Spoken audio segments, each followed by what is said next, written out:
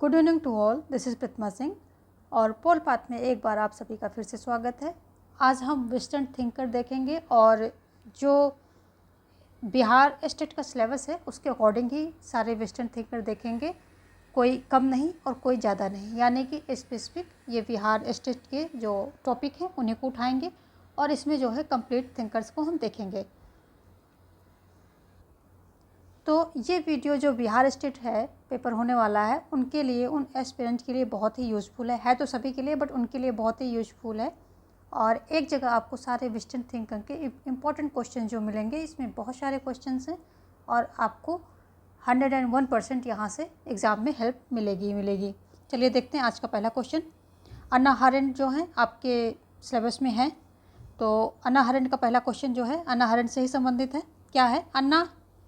हन्ना aren't की कौन सी पुस्तक मरणोपरांत प्रकाशित हुई थी? कौन सी प्रकाशित हुई थी?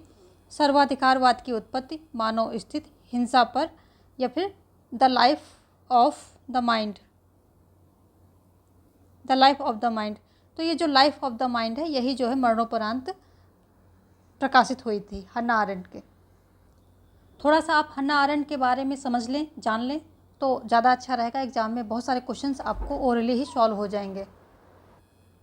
हन्ना आरेंट क्या है? जर्मन अमेरिकन फिलोसोफर हैं, जर्मन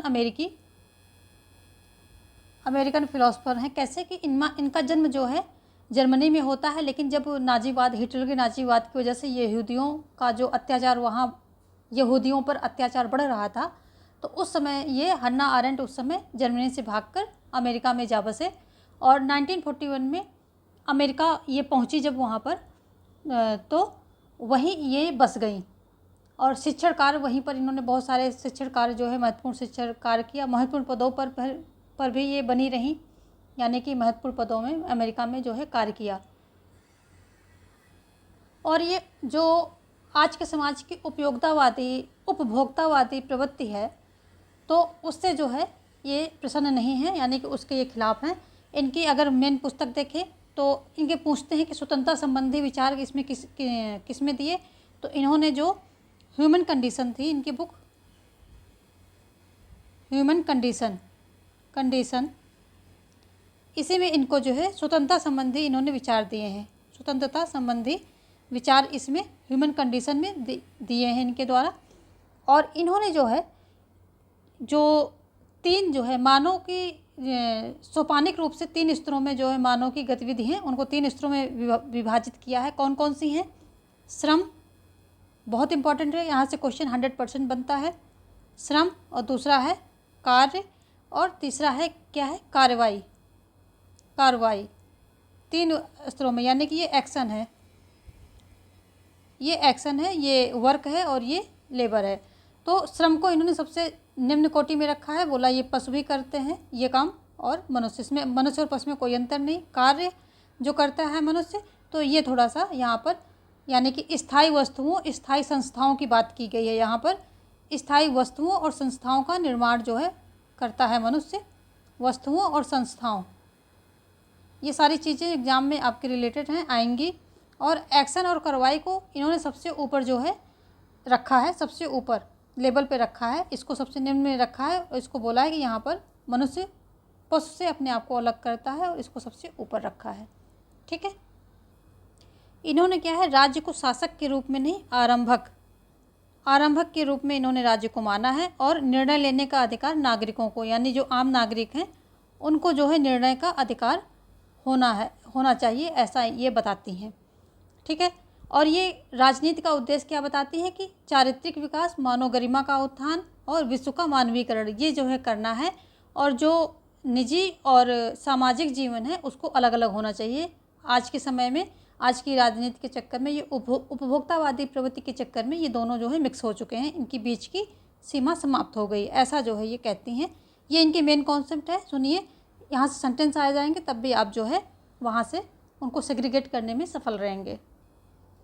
तो राज्य इनके अकॉर्डिंग क्या है? आरंभक है। निर्णय कौन लेगा? नागरिक लेंगे। ठीक है। ये जो क्रांति है, क्रांति के बारे में विश्लेषण देती हैं। और ऑन रिवोल्यूशन इनकी पुस्तक है, ऑन रिवोल्यूशन, ये बहुत ही इम्पोर्टेंट पॉइंट है। ऑन रिवोल्यूशन आपका यही तरीका है जल्दी स्टडी करने का और फटाफट चीज़ों को ग्रैस्प करने का, यही तरीका है। एक एक क्वेश्चन पे अब आप नहीं जा सकते हैं, उसको एक एज अ रिवीजन ले सकते हैं। ऑन रिवोल्यूशन में क्रांति का विचार इन्होंने दिया है, ये आप ध्यान रखेंगे। आती कब है? ये 1963 में आती है। इन्होंने जो है अमेरिका और फ्रांसीसी क्रांति हुई थी, तो अमेरिकी क्रांति को इन्होंने अच्छा माना है, फ्रांसीसी क्रांति को अच्छा नहीं माना है। ठीक है, दोनों को, अमेरिकी और फ्रांसीसी क्रांति दोनों का क्या करते हैं, ये तुलनात्मक अध्ययन करते हैं, जिसमें कि फ्रांसीसी को अच्छा नहीं बताते हैं, अमेरिकी को अच्छा बताते हैं, क्योंकि इसके द्वारा क्या है, स्वतंत्रता की प्राप्ति हुई है और वास्तविक क्रांति इसको बोला है।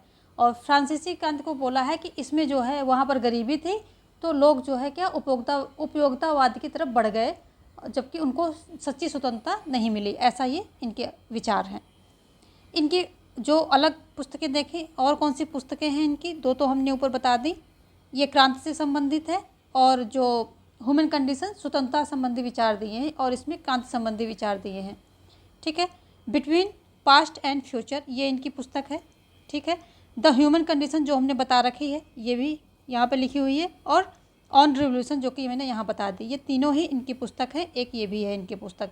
ये तीनों ही बहुत इंपॉर्टेंट हैं और आप इसको ध्यान में रखेंगे। चलिए देखेंगे अब हम नेक्स्ट क्वेश्चन। ऑन रिवोल्यूशन में हन्ना आरेंट ने किस शासन प्रणाली का समर्थन किया है? गणतांत्रिक का किया है, सर्वाधिकारवाद का किया है, अधिनायकवाद का किया है, या कोई नहीं? तो ऑन रिवोल्यूशन में इन्होंने क्या किया है कि ये गणतांत्रिक शासन प्रणाली का इन्होंने समर्थन किया है। ऑप्शन ए यहाँ पर आपका राइट हो जाएगा। नेक्स्ट क्वेश्चन क्या कह रहा है कि हन्ना आरेंट ने किसको मानव प्रकृति के लिए मौलिक माना है? तो किसको माना है? साम्राज्यवाद को, उत्पीड़न को, अधिनायकवाद को, या सक्रिय जीवन को? तो ये जो हन्ना आरेंट है तो मानव प्रकृति के लिए सक्रिय जीवन को जो है इन्होंने मौलिक माना है, यानी कि जो एक्शन करता है इंसान, तो उसको जो है इन्होंने मौलिक माना है। नेक्स्ट क्या है? हन्ना आरेंट क्या है? जो हन्ना आरेंट का राजनीतिक दर्शन है उसकी 3 मुख्य धाराएं हैं। कौन कौन सी हैं? आरेंट कौन कौन सी हैं? सहभागिता का सिद्धांत, मानवीय गतिविधियों के बहुलता का सिद्धांत, या मानवीय कार्यों को दार्शनिक मानवीय शास्त्रीय सिद्धांत, या उपरोक्त सभी? यहाँ पर ऑप्शन डी सही हो जाएगा, उपरोक्त सभी। क्योंकि जो हन्ना आरेंट है इनके राजनीतिक दर्शन की 3 प्रमुख धाराएं हैं। कौन कौन सी हैं? सहभागिता का सिद्धांत, दूसरा है मानवीय गतिविधियों के बहुलता का सिद्धांत, और तीसरा है मानवीय कार्यों का दार्शनिक मानवीय शास्त्रीय सिद्धांत। तो यहाँ पर सारे ही सही हैं, तो उपरोक्त सभी हो जाएगा। चलिए देखेंगे next question. The origin of totalitarianism होगा, ये एक्स्ट्रा है। तो द ओरिजिन ऑफ टोटलिटरियनिज्म में आरेंट ने किसका विरोध किया है? गणतंत्रीय शासन का किया है, लोकतंत्रीय शासन का किया है, या फिर सर्वाधिकारवाद का किया है, या फिर इनमें से किसी का भी नहीं किया है? तो इन्होंने जो अपनी ओरिजिन ऑफ टोटलिटरियनिज्म में क्या किया है कि सर्वाधिकारवाद का इन्होंने विरोध किया है। ऑप्शन सी यहाँ पर राइट हो जाएगा। नेक्स्ट क्वेश्चन भी हन्ना आरेंट से संबंधित है। क्या है कि हन्ना आरेंट जो है मानव जीवन के कितने स्तर का उल्लेख किया है इन्होंने? तो कितने जीवन के स्तर, हमने स्टार्टिंग में ही बात की थी कि इन्होंने जो है 3 स्तर के, मानव जीवन के 3 स्तर का उल्लेख किया। कौन कौन से? पहला श्रम है जो कि सबसे निम्न स्तर है, जिसमें मानव और पशु में कोई अंतर नहीं होता है। दूसरा कार्य, यहाँ पर जो है मानव और पशु में अंतर हो जाता है। तीसरा इन्होंने जो है कार्रवाई यानी कि एक्शन, इसको जो है सबसे उच्च स्तर पर रखा है, और श्रम को इन्होंने सबसे निम्न स्तर पर रखा है। तो 3 स्तर मानव जीवन के इन्होंने बताए हैं। यहाँ पर ऑप्शन बी राइट हो जाएगा। देखेंगे नेक्स्ट क्वेश्चन। यहाँ पर देखिए 4 दिसंबर 1975 को हन्ना आरेंट की मृत्यु हो जाती है। तो ये भी एक फैक्ट है जिससे आप इसको दिमाग में रख सकते हैं। नेक्स्ट क्वेश्चन मिल से संबंधित है। मिल खोखली स्वतंत्रता का वाहक है, किसने कहा है?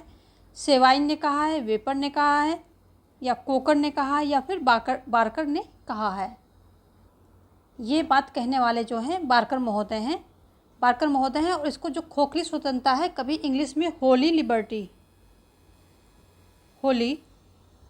होली लिबर्टी के नाम से भी जो है पूछा जाता है। तो ये भी आप याद रखेंगे कि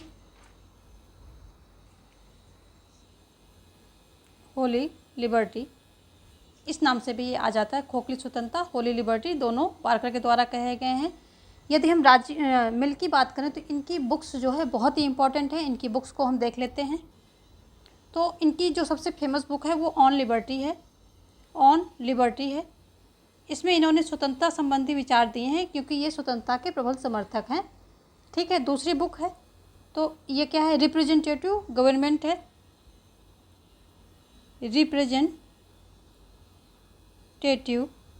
रिप्रेजेंटेटिव गवर्नमेंट है। ये दूसरी बुक पुस्तक इनकी इम्पोर्टेंट है। तीसरी की बात करें तो प्रिंसिपल ऑफ पॉलिटिकल इकोनॉमी,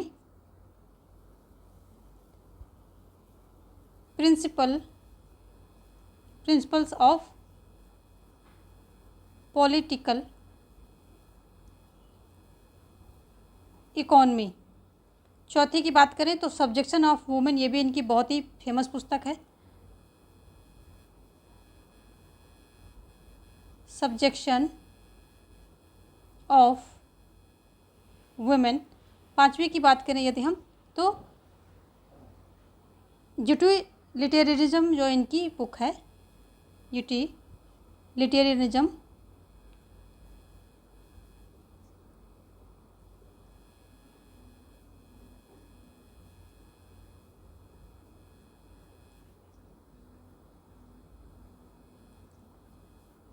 ये इनकी जो है मेन पुस्तकें हैं। और इसमें जो है ऑन लिबर्टी स्वतंत्रता से संबंधित है, स्वतंत्रता संबंधी विचार इसी में इन्होंने दिए हैं। इनका फेमस कथन है, व्यक्ति अपने शरीर एवं मस्तिष्क पर संप्रभु है। ठीक है, तो शरीर का संबंध कार्य की स्वतंत्रता से है, मस्तिष्क का संबंध भाषण की यानी कि अभिव्यक्ति की स्वतंत्रता से है। और कार्य की स्वतंत्रता को इन्होंने जो दो भागों में बांटा है। कौन से, स्वसंबंधी कार्य और पर संबंधी कार्य। पर संबंधी को अगेन इन्होंने जो है कौन से कम हानि का सिद्धांत, यानी कि छोटी हानि वाले कार्य और बड़ी हानि वाले कार्य, दो भागों में अगेन विभाजित किया है। छोटी हानि वाले कार्यों में क्या होता है कि सोशल डिसअप्रूवल से व्यक्ति को जो है समझाने की कोशिश की जानी चाहिए, पुलिस इन्वॉल्व नहीं हो सकती। बड़ी में जो बड़ी हानि वाले कार्य हैं इसमें जो है पुलिस इन्वॉल्व हो सकती है। तो ये इन्होंने क्या है, इनका ये हानि का सिद्धांत है। अगर आए बात कि हानि का सिद्धांत किसने दिया, तो आंसर होगा आपका मिल, क्योंकि इन्होंने यही इनका हानि का सिद्धांत है कि छोटी हानि वाली चीज़ों में पुलिस और राज्य को इन्वॉल्व नहीं होना चाहिए। और यदि किसी व्यक्ति का कार्य ऐसा है जिससे बड़ी हानि हो रही है समाज को, तो उसमें जो है पुलिस इन्वॉल्व हो सकती है, राज्य इन्वॉल्व हो सकता है। इसे हानि का सिद्धांत बोलते हैं। शॉर्ट में अभी बता रही हूँ। ये हमने देख लिया इनका हानि का सिद्धांत, छोटी हानि, बड़ी हानि। अब हम देखेंगे क्या कि राज्य पर विचार इनके बहुत महत्वपूर्ण है, बहुत क्वेश्चन आते हैं। तो राज्य पर विचार हम देखेंगे इनके। सबसे पहले ये क्या कहते हैं, main point exam point of view से ही देखेंगे। इन्होंने राज्य को स्वाभाविक संस्था माना है। राज्य को क्या माना है, स्वाभाविक संस्था माना है। ये क्या है, इनके अकॉर्डिंग स्वाभाविक संस्था है। दूसरा पॉइंट क्या है इस राज्य के बारे में, तो मानव इच्छा का परिणाम माना है। मानव इच्छा का परिणाम माना है। किसको, सब राज्य के बारे में बात हो रही है, ऊपर मैंने राज्य लिख दिया है, सारा कुछ राज्य के बारे में है। ठीक है, देखो मानव इच्छा का परिणाम है। यदि उससे और आगे जाकर के क्वेश्चन पूछता है तो ये इच्छा किसका, गुण का। ठीक है, ये गुण का प्रतीक है, मात्रा का नहीं। जैसे बेंथम का मात्रा का था, इनका गुण का है, तो गुण का प्रतीक है। ठीक है, गुणों का प्रतीक है। चलिए, ये भी हो गया आपका, ये जो मेन पॉइंट है। और राज्य को इन्होंने एक उपयोगी संस्था माना है। राज्य को क्या माना है, उपयोगी संस्था माना है मिल महोदय ने। तो ये आपके पॉइंट हो गए। देखो आगे देखेंगे, इनके खास पॉइंट जो हैं, ये अनुपातिक प्रतिनिधित्व प्रणाली के प्रतिपादक हैं। तो किसके हैं, आनुपातिक प्रतिनिधित्व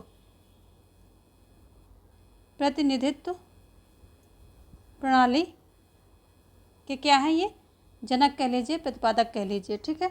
और कौन से बुक में दिया है, जो रिप्रेजेंटेटिव गवर्नमेंट में है, इसी में इन्होंने अपने ये विचार दिए हैं।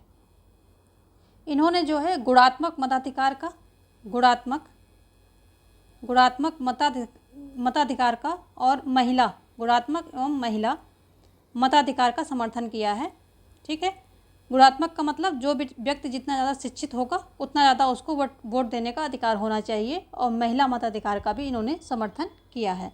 तो ये सब इनके जो खास बातें हो गई। आगे क्वेश्चन में हम सारी चीज़ें रैपिड रिवीजन करेंगे। क्वेश्चंस का बहुत सारे क्वेश्चंस हैं, उनका रैपिड रिवीजन करेंगे, लेकिन जब आपका यहाँ कॉन्सेप्ट थोड़ा सा इनके बारे में एक जगह पता होना चाहिए, मेन चीज़ें।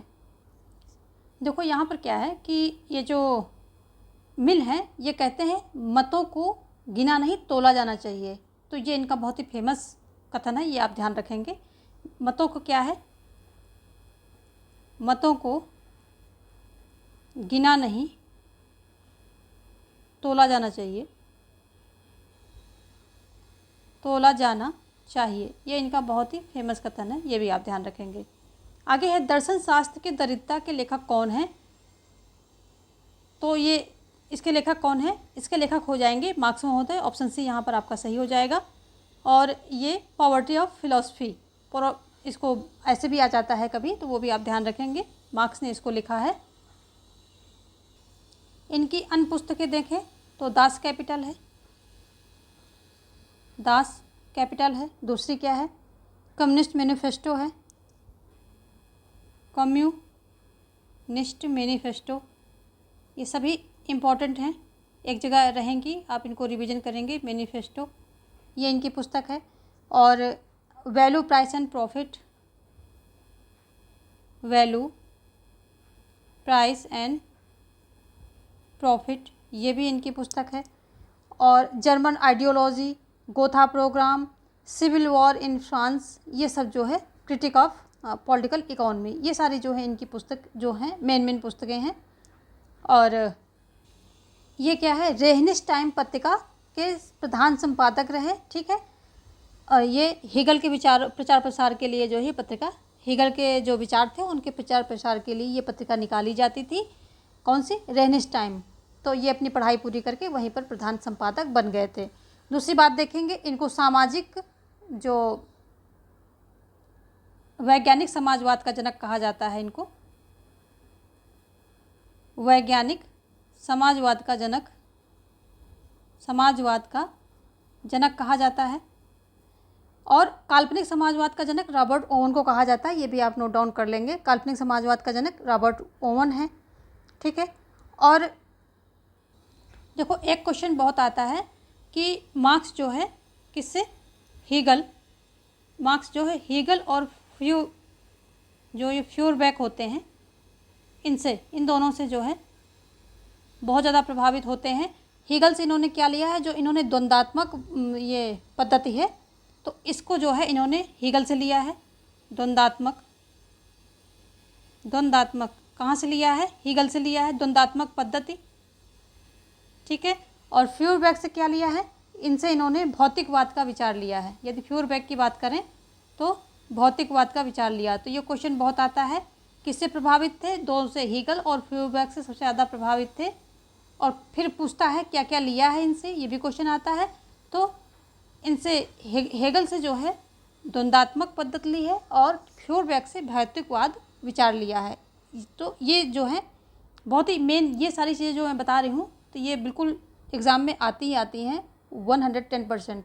तो इनको आप ध्यान से देखेंगे। और एक चीज़ है, मार्क्स ने परायेपन का सिद्धांत दिया है, ये सारे पॉइंट हैं। परायेपन का सिद्धांत दिया है किसने, मार्क्स ने। और जो मार्क्स से पहले क्या है, ये जॉर्ज ल्यूकार्ज के नाम था।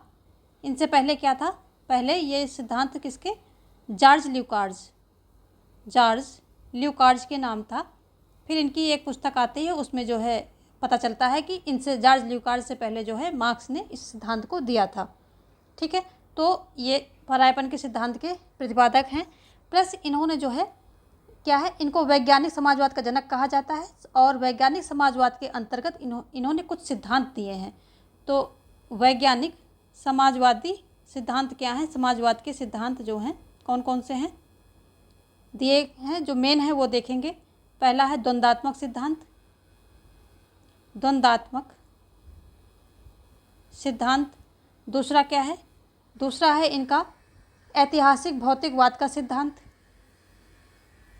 ऐतिहासिक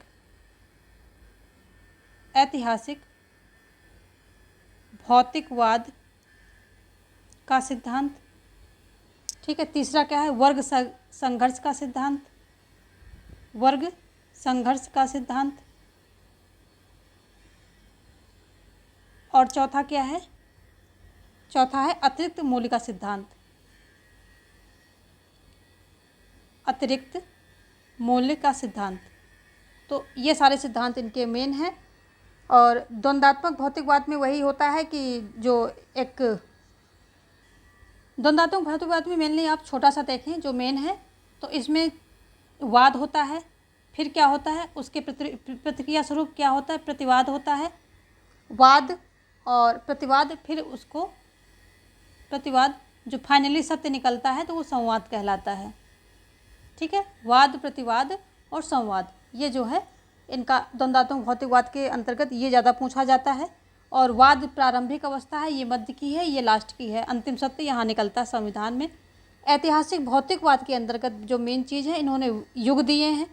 तो युग कौन कौन से दिए हैं ऐतिहासिक भौतिकवाद के अंतर्गत, ये एग्जाम में बहुत ज़्यादा आता है। युग पूछ लेता है, सीक्वेंस पूछ लेता है, कौन सा पहला कौन सा दूसरा, ये सारी चीज़ें पूछ लेता है। तो इसमें क्या होता है, आदिम साम्यवादी सबसे पहला युग होता है, आदिम साम्यवादी, साम्यवादी, ये जो है सबसे पहला युग है। और इसमें क्या है, जो व्यक्ति है सबके सभी बराबर हैं, ना यहाँ कोई वर्ग है, ना राज्य है, ना कोई बड़ा है ना छोटा, सारे संसाधन सब बराबर यूज कर रहे हैं। फिर आता है दास युग आ जाता है। ठीक है।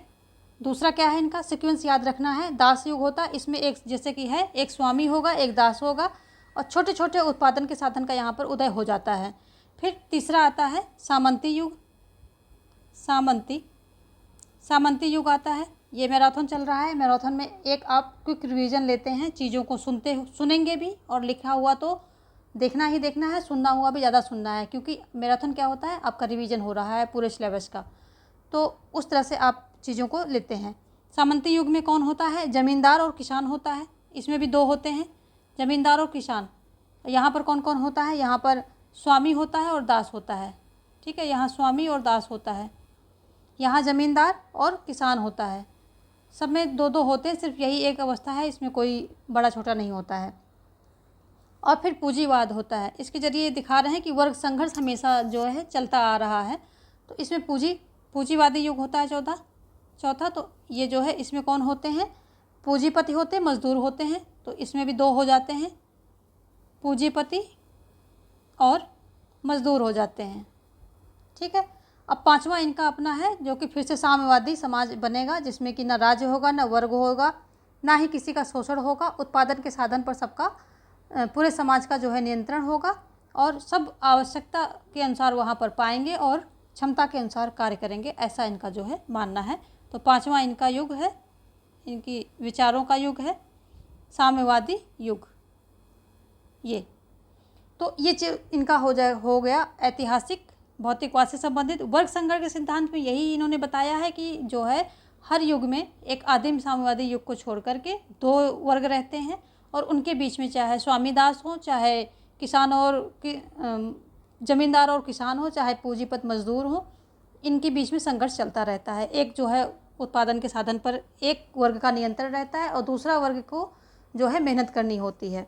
अतिरिक्त मूल्य के सिद्धांत में ये बताते हैं कि जो किसी वस्तु को बनाने में जो लागत लगती है, उस लागत में क्या होता है कि जब वो लागत लगने के बाद वस्तु बनकर के तैयार हो जाती है और मार्केट में जाती है, तो उसका जो है अतिरिक्त मूल्य मिलता है, वो ये जो पूंजीपति हैं ये श्रमिकों में नहीं बांटते हैं। तो यही बोला है अतिरिक्त मूल्य का सिद्धांत। किसी श्रम वगैरह लेकर के, सारे साधनों को लेकर के, जो श्रमिकों के लिए श्रमिकों को पैसे दिए गए उनकी मजदूरी के, वो भी मिला करके जो भी टोटल लागत लगी, उसके बाद मार्केट से जो उसकी बेनिफिट हुआ, मान लिया कोई चीज़ 40 रुपये में बनी है और 50 रुपये उसके 10 रुपये बेनिफिट मिला, 50 रुपये की बिकी वो, तो वो 10 रुपये पूरा पूंजीपति रख लेता है, श्रमिकों को नहीं देता है। तो ये अतिरिक्त मूल्य के सिद्धांत में इन्होंने यही बताया है। ये कुछ बहुत ही मेन पॉइंट थे मार्क्स के बारे में, जिनको हमने एक जगह जो है समराइज करने की कोशिश की। बाकी हम आगे क्वेश्चंस में देखते रहेंगे। देखेंगे नेक्स्ट क्वेश्चन अभी क्या है कि किसने अपने न्याय के सामाजिक समझौते के विवेचन में मूल स्थित शब्दावली का प्रयोग किया है। तो कौन सी शब्दावली? मूल स्थित। ऑप्शन है आपके सामने, हॉब्स, लॉक, रूसो या फिर रॉल्स। तो ऑप्शन आपके पास 4 हैं और ये जो मूल स्थित शब्दावली का प्रयोग रॉल्स के द्वारा किया गया है, जो इन्होंने न्याय का सिद्धांत इन्होंने दिया है उसमें। तो ये रॉल्स से संबंधित जो है मूल स्थित शब्दावली है, रॉल्स को देखेंगे। आप जो है हमारे प्लेलिस्ट में कोर्स वीडियो की प्लेलिस्ट जो है उसमें सारे ये टॉपिक वाइज अरस्तु, प्लेटो यानी कि सारे थिंकर्स टॉपिक वाइज लगे हुए हैं, तो वहाँ पर भी देख सकते हैं, अलग अलग सबके बारे में दिया हुआ है। लेकिन यहाँ पर देखेंगे हम रॉल्स को। तो रॉल्स की फेमस पुस्तक क्या है? ए थ्योरी ऑफ जस्टिस इनकी फेमस पुस्तक है। इसी में इन्होंने जो है अपने न्याय संबंधी विचार दिए हैं। ए थ्योरी ऑफ जस्टिस ये इनकी फेमस पुस्तक है। और यदि बात करें इनका न्याय कैसा है, तो ये क्वेश्चन बहुत आता है। इनका न्याय जो है विशुद्ध प्रक्रियात्मक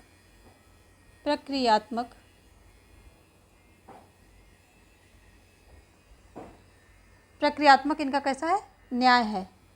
ठीक है, न्याय है। दूसरा ऑप्शन देखना पड़ेगा, अगर ये आता है तो इसको टिक करेंगे। और कहीं कहीं पर आता है वितरणात्मक न्याय, तो इनका न्याय कैसा है? वितरणात्मक न्याय। ध्यान रखेंगे इन सब चीज़ों का, ये मेन पॉइंट है, सीधा ऐसे ही पूछेगा। ठीक है। तीसरा इनका एक चीज़ से और ही संबंधित है, पर्दे की अवस्था, अज्ञान की अवस्था। ठीक है, या तो वो अज्ञान करके आएगा, वेल ऑफ इग्नोरेंस, या फिर अज्ञान एवं पर्दे की अवस्था, ये 2 वर्ड आएंगे, पर्दे की अवस्था। इसमें क्या बताते हैं कि जब किसी सोसाइटी का जो कानून निर्माण किया जाए, तो वो व्यक्ति जो निर्माण करने वाला है उसको पता ही ना हो कि किस समूह, किस कैटेगरी में जाकर के वो, जब समाज का निर्माण हो जाएगा तो किस समूह में जाकर के वो मतलब वो रहेगा। तो वो क्या करेगा कि सभी समाज के जितने भी वर्ग हैं उनके लिए फेयर कानून बनाएगा, क्योंकि उसको खुद भी नहीं पता है कि कौन से वर्ग कौन से तबके में जाकर के वो रहेगा, किस तबके में वो जाकर के पड़ जाएगा। तो इसी को जो है अज्ञान एवं पर्दे की अवस्था इन्होंने बोला है। और तो ये काफ़ी इम्पोर्टेंट है, काफ़ी जो है एग्ज़ाम में पूछते हैं। तीसरा एक और शब्द है मूल स्थिति। मूल स्थिति ये भी इन्हीं से संबंधित है, रॉल्स से ही संबंधित है। तो यहाँ पर हो गया ये अज्ञान एवं पर्दे की अवस्था, या अज्ञानता का पर्दा भी आ सकता है, ये भी ध्यान रखेंगे। ये टर्म आपको बहुत अच्छे से ध्यान रखने हैं। अज्ञानता का पर्दा, अज्ञानता का पर्दा हो गया, अज्ञान की अवस्था, पर्दे की अवस्था हो गया, मूल स्थिति हो गई, वितरणात्मक न्याय हो गया, विशुद्ध प्रक्रियात्मक न्याय हो गया, और थ्योरी ऑफ जस्टिस। ये सारी चीज़ें बहुत ही इंपॉर्टेंट हैं, पक्का यहाँ से क्वेश्चन बनते ही बनते हैं। देखेंगे नेक्स्ट क्वेश्चन। अगला क्वेश्चन क्या कह रहा है कि किसने यह सिद्धांत प्रतिपादित किया कि राजनीतिक शासक को गैर नैतिक होना चाहिए? किसने कहा है? मैकियावली ने, लॉक ने, रूसो ने, या फिर मिल ने? तो ऐसा कहने वाले जो है हमारे मैकियावली महोदय हैं। ये कहते हैं कि राजा को, जो राजनीतिक शासक है यानी कि राजा जो है, उसे गैर नैतिक होना चाहिए। तो इनके बारे में जो है बहुत ही फ्रिक्वेंटली क्वेश्चंस पूछे जाते हैं। सबसे पहले इनकी पुस्तक देख लें। इनकी पुस्तक जो है बहुत ज़्यादा पूछी जाती हैं। प्रिंस जो इनकी पुस्तक है बहुत फेमस है, और इसी में इन्होंने शासन कला के बारे में बात की है, राजा को सारी बातें बताई हैं। व्याघ्र और लोमड़ी नीति इनके द्वारा दी गई है। ठीक है, इसमें कहते हैं कि राजा को शेर की तरह बहादुर और लोमड़ी की तरह चालाक होना चाहिए। इन शॉर्ट में आप समझते रहिए। ठीक है, ये प्रिंस इनकी फेमस पुस्तक है। दूसरी क्या है? Discourses on Levi. दूसरी इनकी पुस्तक है डिस्कोर्सेस ऑन लिवी, ये इनकी दूसरी पुस्तक है। तीसरी है द आर्ट ऑफ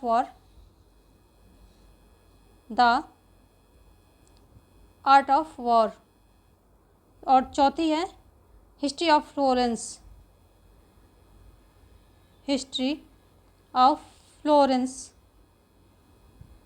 ये इनकी चौथी बुक्स है। इनके विचार जो हैं, इन्होंने मानव को स्वार्थी, कायर, कृतज्ञ प्राणी बोला है। सीधा सीधा क्वेश्चन ऐसे ही आता है कि मैकियावेली ने क्या बोला है? स्वार्थी, कायर और कृतज्ञ इन्होंने बोला है। इनके कुछ फेमस कथन है मानव स्वभाव के बारे में।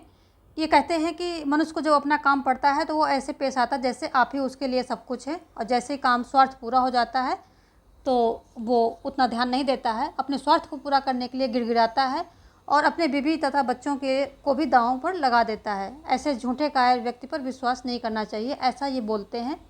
उसके साथ साथ ये एक चीज़ और कहते हैं कि व्यक्ति जो है अपनी जो है पिता की मृत्यु को तो भूल सकता है लेकिन संपत्ति को नहीं भूल सकता। तो ये सारे विचार हैं इनके, ये कोट्स हैं, ये आप ध्यान रखिए, आ सकते हैं, मैकियावेली से संबंधित कोट्स हैं ये। और ये क्या कहते हैं कि राजा को राज्य की सुरक्षा की चिंता करनी चाहिए, साधन स्वतः ही पवित्र हो जाएंगे, यानी कि साधन नैतिक हो अनैतिक हो कोई दिक्कत नहीं, आप यूज करो इनको। ये देख लीजिए कॉन्सेप्ट है, यहाँ से क्वेश्चन बनते हैं। तो जैसे भी हैं आप जो है इनको यूज करो, और ज़रूरत पड़े, वैसे तो इन्होंने बोला है कि राजा को धर्म से दूर रहना चाहिए, लेकिन जब ज़रूरत पड़े तो क्या हुआ, धर्म का सहारा भी ले लो, क्योंकि धर्म जो है, धर्म के नाम पर लोग क्या होते हैं, मतलब धर्म के नाम पर लोग पंगु बन जाते हैं, उनका एक प्रकार से वो विवश हो जाते हैं। तो वैसे तो राजा को धर्म से दूर रहना है, लेकिन क्या करना है कि जब सारे साधन विफल हो जाएं तो धर्म का सहारा ले लो, और क्योंकि धर्म जो है लोगों को पंगु बना देता है। और इसी बात पे इनकी आलोचना हुई है, विचारकों ने इनकी आलोचना की है इनके दोहरे रवैये के खातिर, कि जो इनका डुअल फेस है, डुअल कथन है, दोहरे चरित्र के कारण इनकी आलोचना भी हुई है। तो क्या है यहाँ पर, एक तरफ इन्होंने जो है राजा को धर्मनिरपेक्ष बना दिया है और दूसरी तरफ बोला है कि धर्म का सहारा ले लो या सारे साधन विफल हो जाएं। इस बात पे आलोचना होती है। और इनका फेमस कथन है कि धर्म भीरु पुरुष जो है स्वर्ग की लालसा में लगे रहते हैं और क्या है, अपने अपमान का बदला नहीं लेते हैं। ये इनका सेंटेंस है, बहुत फेमस है, एग्जाम्स में आता है। देखो इनकी तुलना किससे की जाती है, इनकी तुलना जो है इनकी तुलना अरस्तु से होती है। इनको इटली का अरस्तु, क्योंकि ये इटली से थे तो ये इटली का अरस्तु कहा जाता है। अरस्तु, मैकियावेली को क्या कहा जाता है, ये इटली का अरस्तु बोला जाता है। और इनकी जो है तुलना किससे, कौटिल्य से भी होती है। ठीक है, इटली के अरस्तु और भारत के कौटिल्य, इनसे जो है इनकी तुलना होती है। और ये जो है पहले विचारक थे जिन्होंने राजनीति विज्ञान को नीति शास्त्र से अलग किया, पूर्णतः अलग किया। और मैकियावेली को आधुनिक राजनीति विज्ञान का जनक कहा जाता है। तो ये कौन है, आधुनिक राजनीति विज्ञान के जनक हैं, कौन, मैकियावेली महोदय। ठीक है, और इन्होंने क्योंकि जो है राज्य को क्या किया था कि पूरी तरह से धर्मनिरपेक्ष बना दिया था, राजनीति विज्ञान को धर्मनिरपेक्ष बनाया था इन्होंने, तो इसलिए इनको धर्मनिरपेक्ष राजनीति विज्ञान का जनक भी कहा जाता है। तो राजनीति को पूरी तरह धर्मनिरपेक्ष बनाने के लिए इनको धर्मनिरपेक्ष राजनीति विज्ञान का जनक भी कहा जाता है। ठीक है, एक तो ये आधुनिक राजनीतिक विज्ञान के जनक हुए, दूसरे धर्मनिरपेक्ष राजनीति विज्ञान के जनक कहलाए। तो ये सारी इनकी बातें। और राज शब्द का प्रयोग करने वाले ये पहले व्यक्ति हैं, राज शब्द का प्रयोग करने वाले, आधुनिक समय में राज शब्द का प्रयोग करने वाले पहले शब्द हैं, पहले विचारक हैं। ठीक है, करने वाले पहले विचारक हैं। तो ये भी आप जो है बहुत ही इंपॉर्टेंट है, बार बार आता है, रिपीटेडली आता है। पहले विचारक हैं कौन, मैकियावेली महोदय। एक और मेन पॉइंट देखेंगे कि इन्होंने जो है राज्य का आधार शक्ति माना है। राज्य का आधार क्या है, राज्य का आधार शक्ति माना है, जबकि मिल महोदय ने राज्य का आधार मानव इच्छा माना है।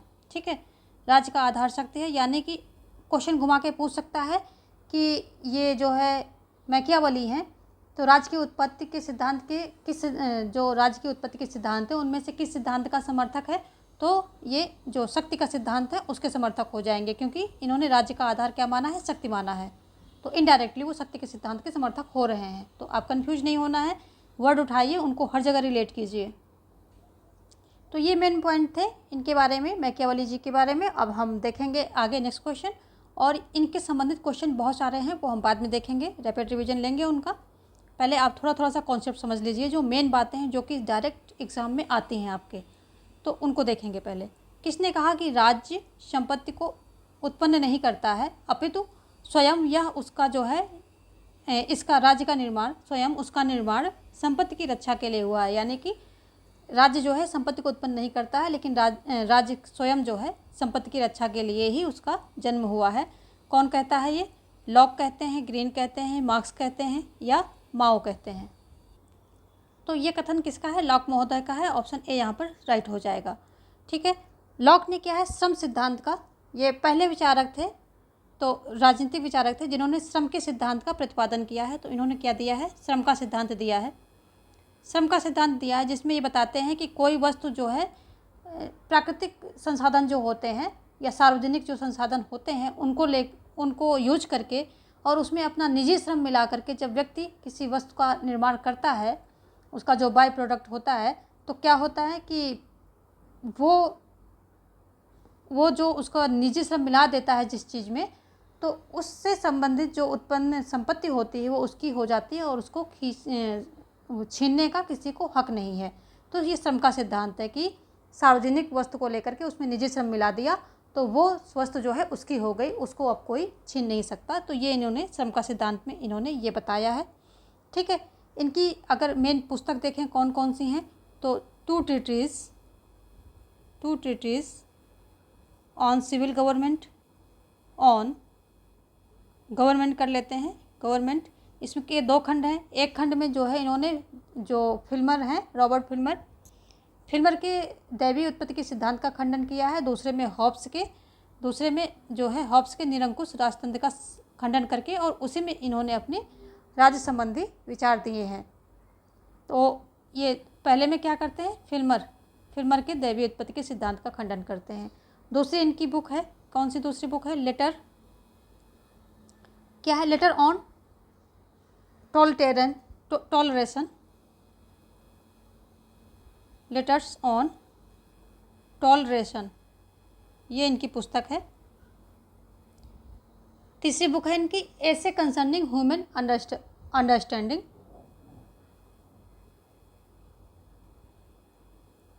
एसे कंसर्निंग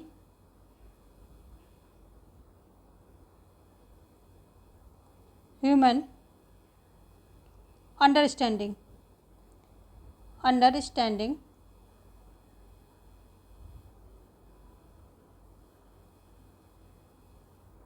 ये इनकी जो है कुछ पुस्तकें हैं। श्रम का सिद्धांत इनके द्वारा दिया गया है। और लॉक का मानव स्वभाव पर जो विचार है, तो ये बताते हैं कि क्या बताते हैं कि सहयोग, प्रेम, सहानुभूति तथा सद्भावना का गुण पाया जाता है, ऐसा इनका स्वभाव है। तो ये आता है कि प्राकृतिक मानव, लॉक का प्राकृतिक मानव कैसा था? तो ये कैसा था? सहयोगी था, यानी कि सहयोग, प्रेम, सहानुभूति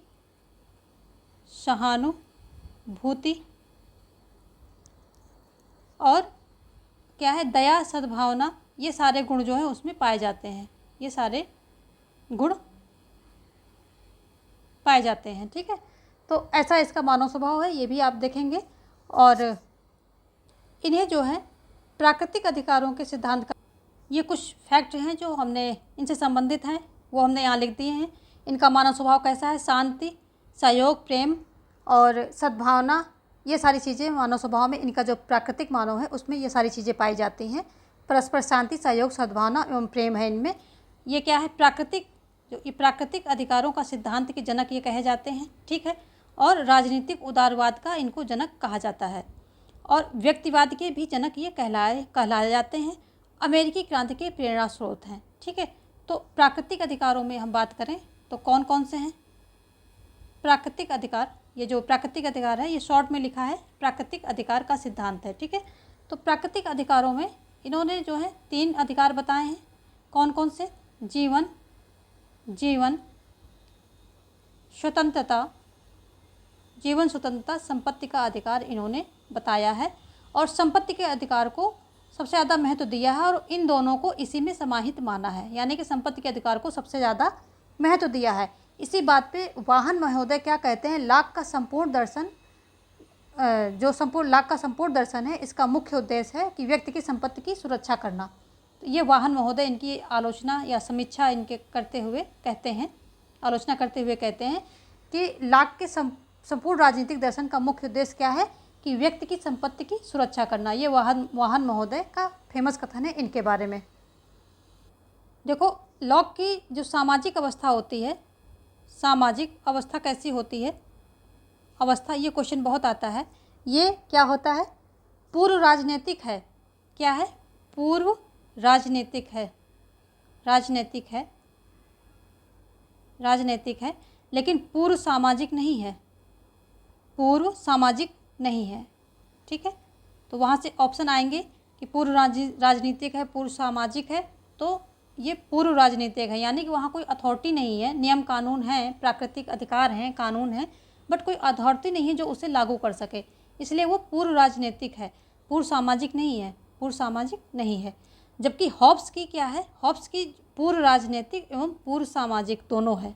हॉब्स की अवस्था कैसी है, इनकी अवस्था में दोनों ये चीज़ें आ जाती हैं कि वो पूर्व राजनीतिक भी है और पूर्व सामाजिक भी है। लेकिन लॉक में पूर्व राजनीतिक है, यानी कि वहाँ कोई अथॉरिटी नहीं है, संस्था नहीं है, सरकार नहीं है, बट क्या है कि पूर्व सामाजिक नहीं है। ये चीज़ ध्यान रखेंगे, बहुत फ्रिक्वेंटली क्वेश्चन जो हैं पूछे जाते हैं इससे, ये बात आप याद रखेंगे। इनका जो समझौता कैसा होता है ये भी आता है।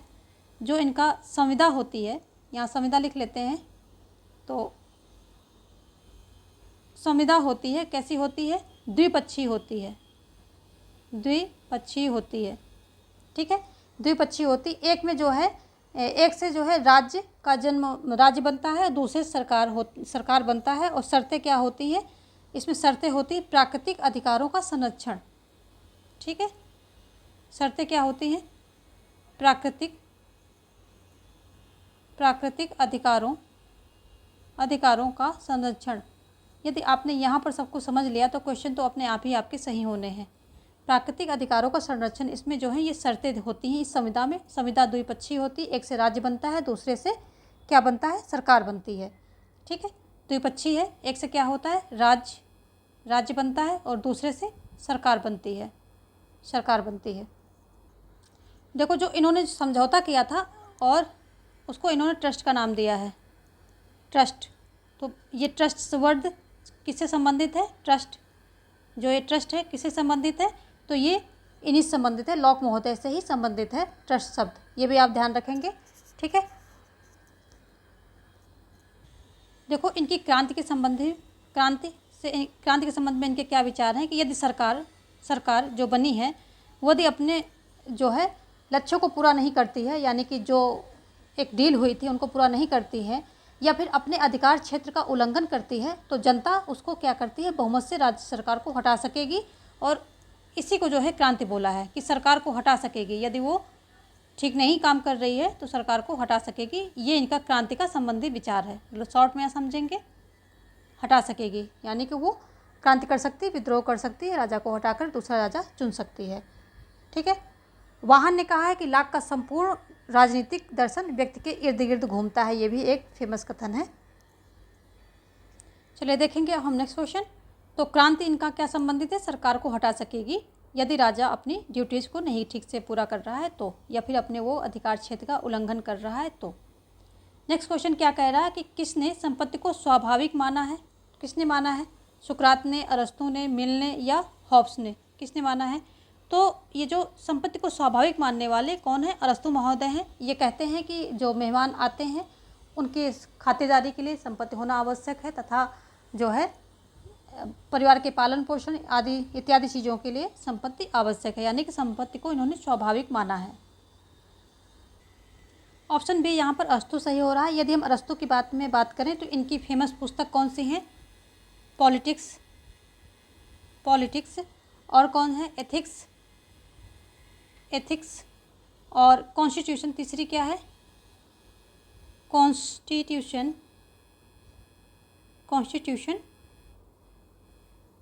ये पहली हो गई, ये दूसरी हो गई और ये तीसरी हो गई। कॉन्स्टिट्यूशन ऑफ एथेंस, ये इनकी जो है 3 फेमस पुस्तक हैं। और अरस्तु की अकादमी का नाम इनका क्या होता है?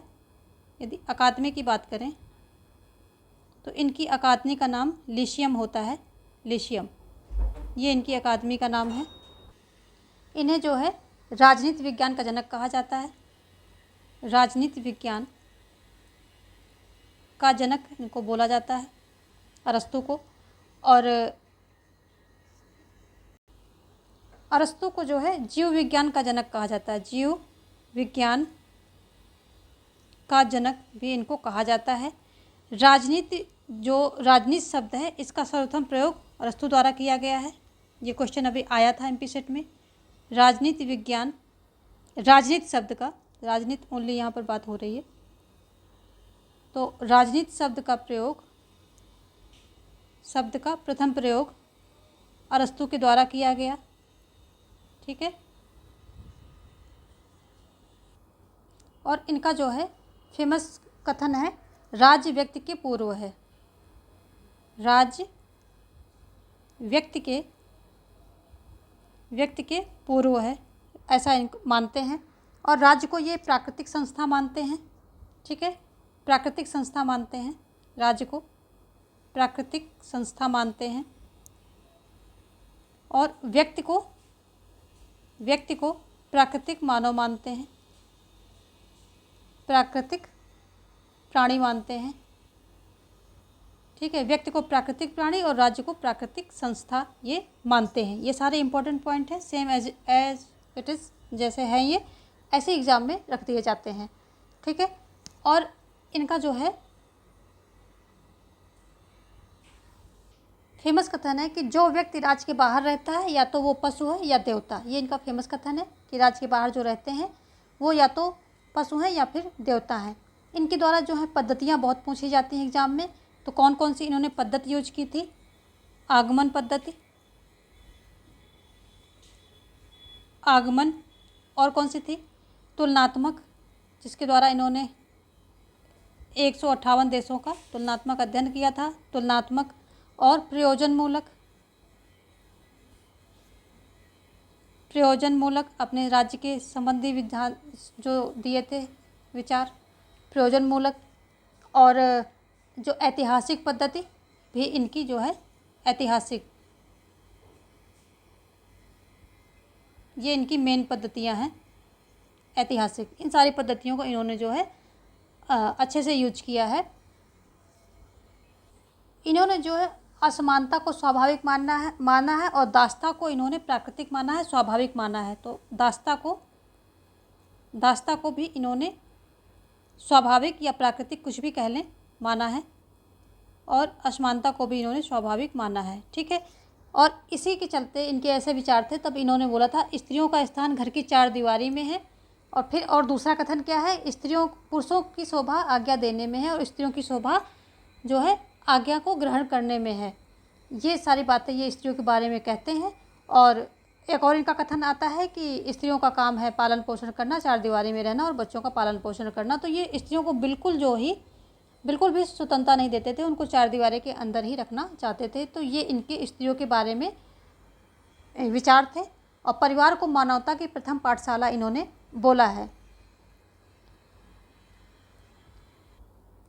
तो ये दास्ता को स्वाभाविक प्राकृतिक मानते हुए कहते हैं कि ये दोनों के लिए, दास और जो स्वामी है, दोनों के लिए उचित है। जब दास कार्य करेगा तो स्वामी को अपने जो उसका क्षेत्र है उस कार्य में अच्छे कार्य और ज़्यादा टाइम देने का मौका मिलेगा। और दास जो है, दास के लिए फ़ायदा यह है कि स्वामी के साथ रहकर वो अच्छे गुण सीखता रहेगा, स्वामी के गुणों को सीखेगा और वो बुद्धिमान बन जाएगा। तो इन्होंने दास्ता को जो है स्वामी और दास दोनों के लिए बेनिफिशियल बताया है, स्वाभाविक भी बताया है, प्राकृतिक बताया है। ये कहते हैं कि कुछ लोग शासन करने के लिए पैदा होते हैं और कुछ लोग जो है शासित होने के लिए पैदा होते हैं। ये सेंटेंस भी अभी एमपी सेट में सीधा सीधा ऐसे ही आया था। इन्होंने जो है आनुपातिक न्याय की बात की है। आनुपातिक, कभी कभी वितरणात्मक न्याय भी दे दिया जाता है। आनुपातिक न्याय के अंतर्गत ये होता है कि जिस रेशियो में व्यक्ति राज्य के कार्यों में अपना योगदान देगा, उसी रेशियो में राज्य जो है व्यक्ति को पद सोपान और अन्य चीज़ों की सुविधाएं प्रदान करेगा। इन्होंने जो है 158 देशों का ये तुलनात्मक अध्ययन करते हैं। ठीक है, 158 देशों का कैसा तुलनात्मक अध्ययन करते हैं और उसके आधार पर जो है इन्होंने शासन के चक्राकार का जब अध्ययन कर लिया है जगह जगह, तो इन्होंने शासन के चक्राकार का नियम दिया है, सिद्धांत दिया है शासन के चक्राकार का, जिसमें राजतंत्र, कुलीन तंत्र और फिर क्या है, लोकतंत्र।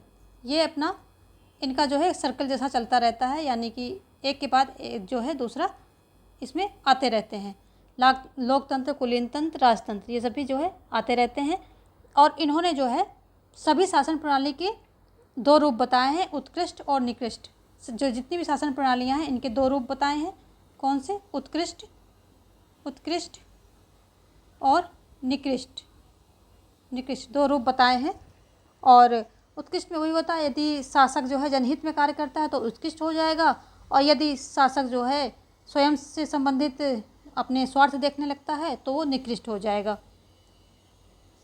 तो ये जो है गुणों के आधार पे इसको और डिवाइड करेंगे तो ये गुणों के आधार पे हो जाएगा, गुणों के आधार पे, और संख्या के आधार पे, संख्या या संस्था जो भी कह लें, संख्या के आधार पे हो जाएगा। तो संख्या के आधार में एक तंत्री जो एक व्यक्ति का शासन, कुछ व्यक्तियों का शासन और बहुत व्यक्तियों का शासन हो जाता है। ठीक है, बहुत व्यक्तियों का शासन हो जाता है, जो कि यहाँ पर उत्कृष्ट में क्या होगा कि जो एक व्यक्तियों का शासन होगा वो राजतंत्र होगा, बहुत व्यक्तियों का हो जाएगा, आताताई हो जाएगा। और जो कुछ का है यहाँ कुलीन तंत्र होगा, यहाँ गुटतंत्र हो जाएगा, बहुत में यहाँ लोकतंत्र होगा, यहाँ भीड़तंत्र हो जाएगा। तो ऐसे होगा इनका जो है ये उत्कृष्ट और निकृष्ट की बात जब ये करते हैं। और इनका जो है सबसे उच्चतम जो शासन प्रणाली है वो पॉलिटी है, यानी संवैधानिक शासन को इन्होंने सबसे अच्छा माना है। संवैधानिक शासन या फिर पॉलिटी कह लें, इसे जो है शासन का सबसे अच्छा प्रकार माना है। और इसमें जो है सत्ता कहाँ रहती? मध्यम वर्ग के हाथ में रहती है सत्ता। इसी को जो है इन्होंने स्वर्णिम मध्यमान भी कहा है, स्वर्णिम मध्यमान भी इसी को इन्होंने कहा है। और इन्होंने जो है अरस्तु ने क्या किया है? मिश्रित राज का समर्थन किया है।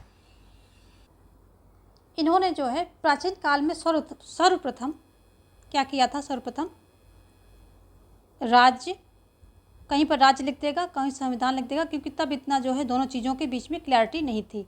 तो राज्य या संविधान का एक जो है व्यवस्थित क्या किया था? वर्गीकरण किया था। राज्य संविधान का व्यवस्थित वर्गीकरण किया था। ये क्वेश्चन आता है और सीधा ऐसे ही आता है। व्यवस्थित वर्गीकरण करने वाले सर्वप्रथम विचारक कौन है? तो ये अरस्तु हैं। ठीक है। और दूसरा क्या होता है कि ये कहते हैं सर्वोच्च सत्ता का निवास संविधान में होता है, यानी कि ये तभी इन्होंने जो है संवैधानिक या पॉलिटी को स्वर्णिम सबसे अच्छा शासन माना है। और अगर राज्य के बारे में देखें तो इनके क्या विचार हैं? तो एक तो ये राज्य का जो है संख्या कितनी बताते हैं, इन्होंने पर्याप्त जनसंख्या का समर्थन किया है। राज्य की क्या है? जनसंख्या कितनी होनी चाहिए? राज्य की जनसंख्या तो वो आ जाएगी पर्याप्त जनसंख्या होनी चाहिए, ना बहुत कम हो ना बहुत ज़्यादा हो, और पर्याप्त हो। ये प्लेटो के शिष्य थे, लेकिन अगर बात की जाए कि किस चीज़ का सर्वाधिक प्रभाव इन पर पड़ा, तो जो प्लेटो की पुस्तक लॉज इसका जो है सबसे ज़्यादा प्रभाव पड़ा। सर्वाधिक प्रभाव अरस्तु पर इसी बुक का रहा। ठीक है, और ये विधि के शासन की सर्वोच्चता पर विश्वास करते थे। यदि नागरिकता के विचार में इनको देखें तो नागरिकता के संबंध में इनके विचार ये हैं कि जो बूढ़े, बच्चे, स्त्री यानी कि महिला और विदेशी, तो ये सभी जो है नागरिकता के उससे बाहर थे, कैटेगरी से बाहर कर दिए थे इन्होंने। और ये कहते हैं कि किसी राज्य में जन्म ले लेने से या निवास कर लेने से व्यक्ति नागरिक नहीं हो जाता है। नागरिक वह होता है जो राजकीय एवं न्यायिक कार्यों में भाग लेता है, वो उसे इन्होंने नागरिक माना है। क्रांति के बारे में इनके विचार क्या हैं? पूछ लेता है तो अरस्तु के अकॉर्डिंग क्रांति क्या है? कुछ भी परिवर्तन हो, छोटा सा भी परिवर्तन हो रहा है, यानी कि इवन सरकार भी चेंज हो रही है, कुछ भी परिवर्तन क्रांति है, कुछ भी परिवर्तन है क्रांति है। तो इनके बारे में कुछ भी परिवर्तन क्रांति होता है, जबकि आज वर्तमान समय में आमूलचूल परिवर्तन जो है क्रांति की श्रेणी में आते हैं। अब हमने कुछ क्वेश्चंस रखे हैं जिनका फटाफट एक रैपिड रिवीजन लेंगे ताकि आपको कॉन्सेप्ट भी समझ में आ जाए कि कैसे किस आंसर को चूज करना है।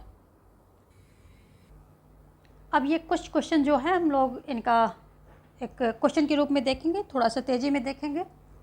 तो पहला क्वेश्चन क्या कह रहा है कि निम्नलिखित में से कौन सी अरस्तु के संवैधानिक नियम की अभिव्यक्ति नहीं है? नहीं पूछ रहा है। सार्वजनिक हित में शासन, विधि सम्मत में शासन, इच्छुक प्रजा की सरकार या प्रजा की गरिमा से असंगत। तो जो अरस्तु के संवैधानिक नियम की अभिव्यक्ति नहीं है वो ऑप्शन डी नहीं है, प्रजा की गरिमा से असंगत, यही सही आंसर हो जाएगा। नेक्स्ट क्या है? क्वेश्चन सेकंड क्या कह रहा है कि अरस्तु ने इनके द्वारा प्रदर्शित आदर्श राज्यों के समीक्षात्मक अध्ययन के प्रति अपने को अर्पित किया। कौन कौन से हैं? फैलिस के प्रति किया, या हिप्पोडेमस के प्रति, या प्लेटो के, या उपर्युक्त सभी।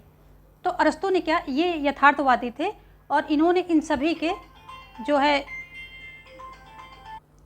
अरस्तु ने इन सभी के द्वारा दिए गए राज्यों की समीक्षा की और इन्होंने जो है इसके अध्ययन यानी समीक्षा के प्रति अपने को अर्पित किया और इनकी आलोचना की। उपर्युक्त डी सही हो जाएगा, उपर्युक्त सभी, डी ऑप्शन यहाँ पर राइट है। नेक्स्ट क्वेश्चन क्या कह रहा है कि अरस्तु के संबंध में कौन सा कथन सही नहीं है? पुरुष स्वभाव से असमान है, उच्च के प्रति निम्न का अधीनस्थता, स्त्रियां स्वभाव से पुरुषों के अधीनस्थ होती हैं, दास प्रथा उचित सिद्ध की गई क्योंकि यह दास के लिए श्रेष्ठ स्थितियां नहीं दिलाती है। तो यहाँ पर भी जो है आपका ऑप्शन डी यही जो है सही नहीं है, क्योंकि इन्होंने बताया है कि दास प्रथा जो है दास के लिए उचित स्थितियां प्रदान कराती है, क्योंकि वो जब मालिक के संगत में रहता है तो उससे अच्छे गुण सीखता है और उसमें विवेक और बुद्धि का विकास होता है। तो ये गलत है अरस्तु के अनुसार। देखेंगे बाकी जो ये सारे इनके हैं, पुरुष स्वभाव से असमान होते हैं, ये सारे जो है अधीनस्था, उच्च के प्रति निम्न की अधीनस्था, बच्चों की और जो है उनकी नौकरों की, इन सब की अधीनस्था है, और स्त्रियों का स्वभाव से पुरुषों के अधीनस्थ होना, ये सारी इनकी बातें राइट हैं। नेक्स्ट क्वेश्चन क्या कह रहा है कि यह दृष्टिकोण कि सरकारें एक निश्चित चक्र के अनुसार परिवर्तित होती हैं किसने व्यक्त किया? प्लेटो ने, अरस्तु ने, मॉन्टेस्क्यू ने, या हरमन फाइनर ने। तो अभी अभी हमने बात की जो शासन के चक्राकार का नियम जो है अरस्तु के द्वारा दिया गया है। 3 प्रकार के शासन बताए हैं, राजतंत्र, कुलीन तंत्र और लोकतंत्र, यही घूम फिर के आते रहते हैं। और ये कहते हैं कि राज्य क्या है? राज्य व्यक्ति से पूर्व है, जबकि प्लेटो कहते हैं राज्य व्यक्ति का बृहद रूप है। मॉन्टेस्क्यू ने जो है इन्होंने क्या है, शक्ति के पृथक्करण का सिद्धांत दिया है। नेक्स्ट क्वेश्चन क्या कह रहा है कि यह किसका कथन है? अपने जन्म के समय से ही कुछ लोग पराधीनता के लिए नियत होते हैं, कुछ लोग शासन करने के लिए। तो जे रूसो या फिर जे.एस. मिल, हॉब्स और अरस्तु। तो क्वेश्चन नंबर 5 का राइट आंसर करेंगे। आप सभी आंसर करते रहिए और कॉपी पेन में जो है अपने मार्क्स लेके बैठ जाइए, मार्क्स भी बताइए। तो यहाँ पर ऑप्शन डी हो जाएगा। अरस्तु ने जो है ऐसा कहा है कि कुछ लोग जो है शासन करने के लिए होते हैं और कुछ शासित होने के लिए होते हैं, और ये अभी एमपी सेट के आपका जो एमपी सेट का अभी हुआ था पेपर, उसमें ये क्वेश्चन ऐसे ही आया था। चलिए देखेंगे नेक्स्ट क्वेश्चन क्या कह रहा है। अगला क्वेश्चन, अरस्तु के अनुसार सरकार का सर्वोत्तम प्रकार क्या है? वर्गतंत्र है, पॉलिटी है, प्रजातंत्र है, अधिनायक तंत्र है। तो इनके अनुसार जो है सर्वोत्तम प्रकार क्या है? तो ये पॉलिटी है, जिसे अगर चेंज करके दे दे तो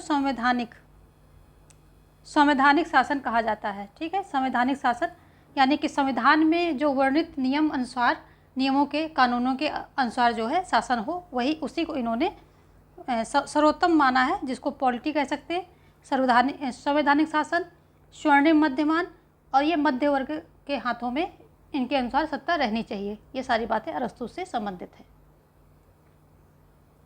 नेक्स्ट क्या कह रहा है कि राज्य परिवारों तथा गांवों का समुदाय है जिसका उद्देश्य एक पूर्ण तथा आत्मनिर्भर जीवन की प्राप्ति है। यह कथन किससे संबंधित है? प्लेटो से, अरस्तु से, टॉमस एक्विनास से, या फिर बोडा से? किससे संबंधित है? तो ये संबंध जो है अरस्तु से संबंधित है। ये सेंटेंस जो कथन है ये अरस्तु से संबंधित है। इन्होंने परिवार को प्रथम पाठशाला बताया है। ठीक है, परिवार को प्रथम पाठशाला इन्होंने बताया है और बताया है कि जो है गांव से समाज, समाज से राज्य ऐसे बनते हैं। परिवार से गांव, गांव से समाज और यही समाज जो है राज्य बन जाता है। नेक्स्ट देखेंगे, यूनानी विचारकों द्वारा न्याय के किस पहलू पर बल दिया गया था? सामाजिक, नैतिक, वैधानिक या फिर राजनीतिक? क्वेश्चन नंबर 8 का जो है आप सही आंसर करेंगे। यहाँ पर हो जाएगा बी। यूनानी विचारकों द्वारा न्याय के जो नैतिक पहलू था इस पर जो है सबसे ज़्यादा बल दिया गया था। नेक्स्ट क्वेश्चन क्या है कि प्राचीन यूनानी राजनीतिक दर्शन का मुख्य विचार क्या था? तो इनका जो राजनीतिक दर्शन था, यहाँ तो न्याय की बात हो गई ऊपर, ठीक है, अब यहाँ दर्शन की बात हो रही है। तो सामाजिक समानता, व्यक्ति की स्वतंत्रता, उत्तम जीवन या राज्य की संप्रभुता? क्वेश्चन नंबर 9 का सही आंसर हो जाएगा सी, उत्तम जीवन। उत्तम जीवन की जो है यही इनका मुख्य विचार था। और अरस्तु कहते भी हैं कि राज्य उत्तम जीवन के लिए अस्तित्व में आया है और ये उसकी भलाई के लिए जो है, राज्य व्यक्ति की भलाई के लिए अस्तित्व में आया है और उत्तम जीवन के लिए अस्तित्व में बना रहेगा।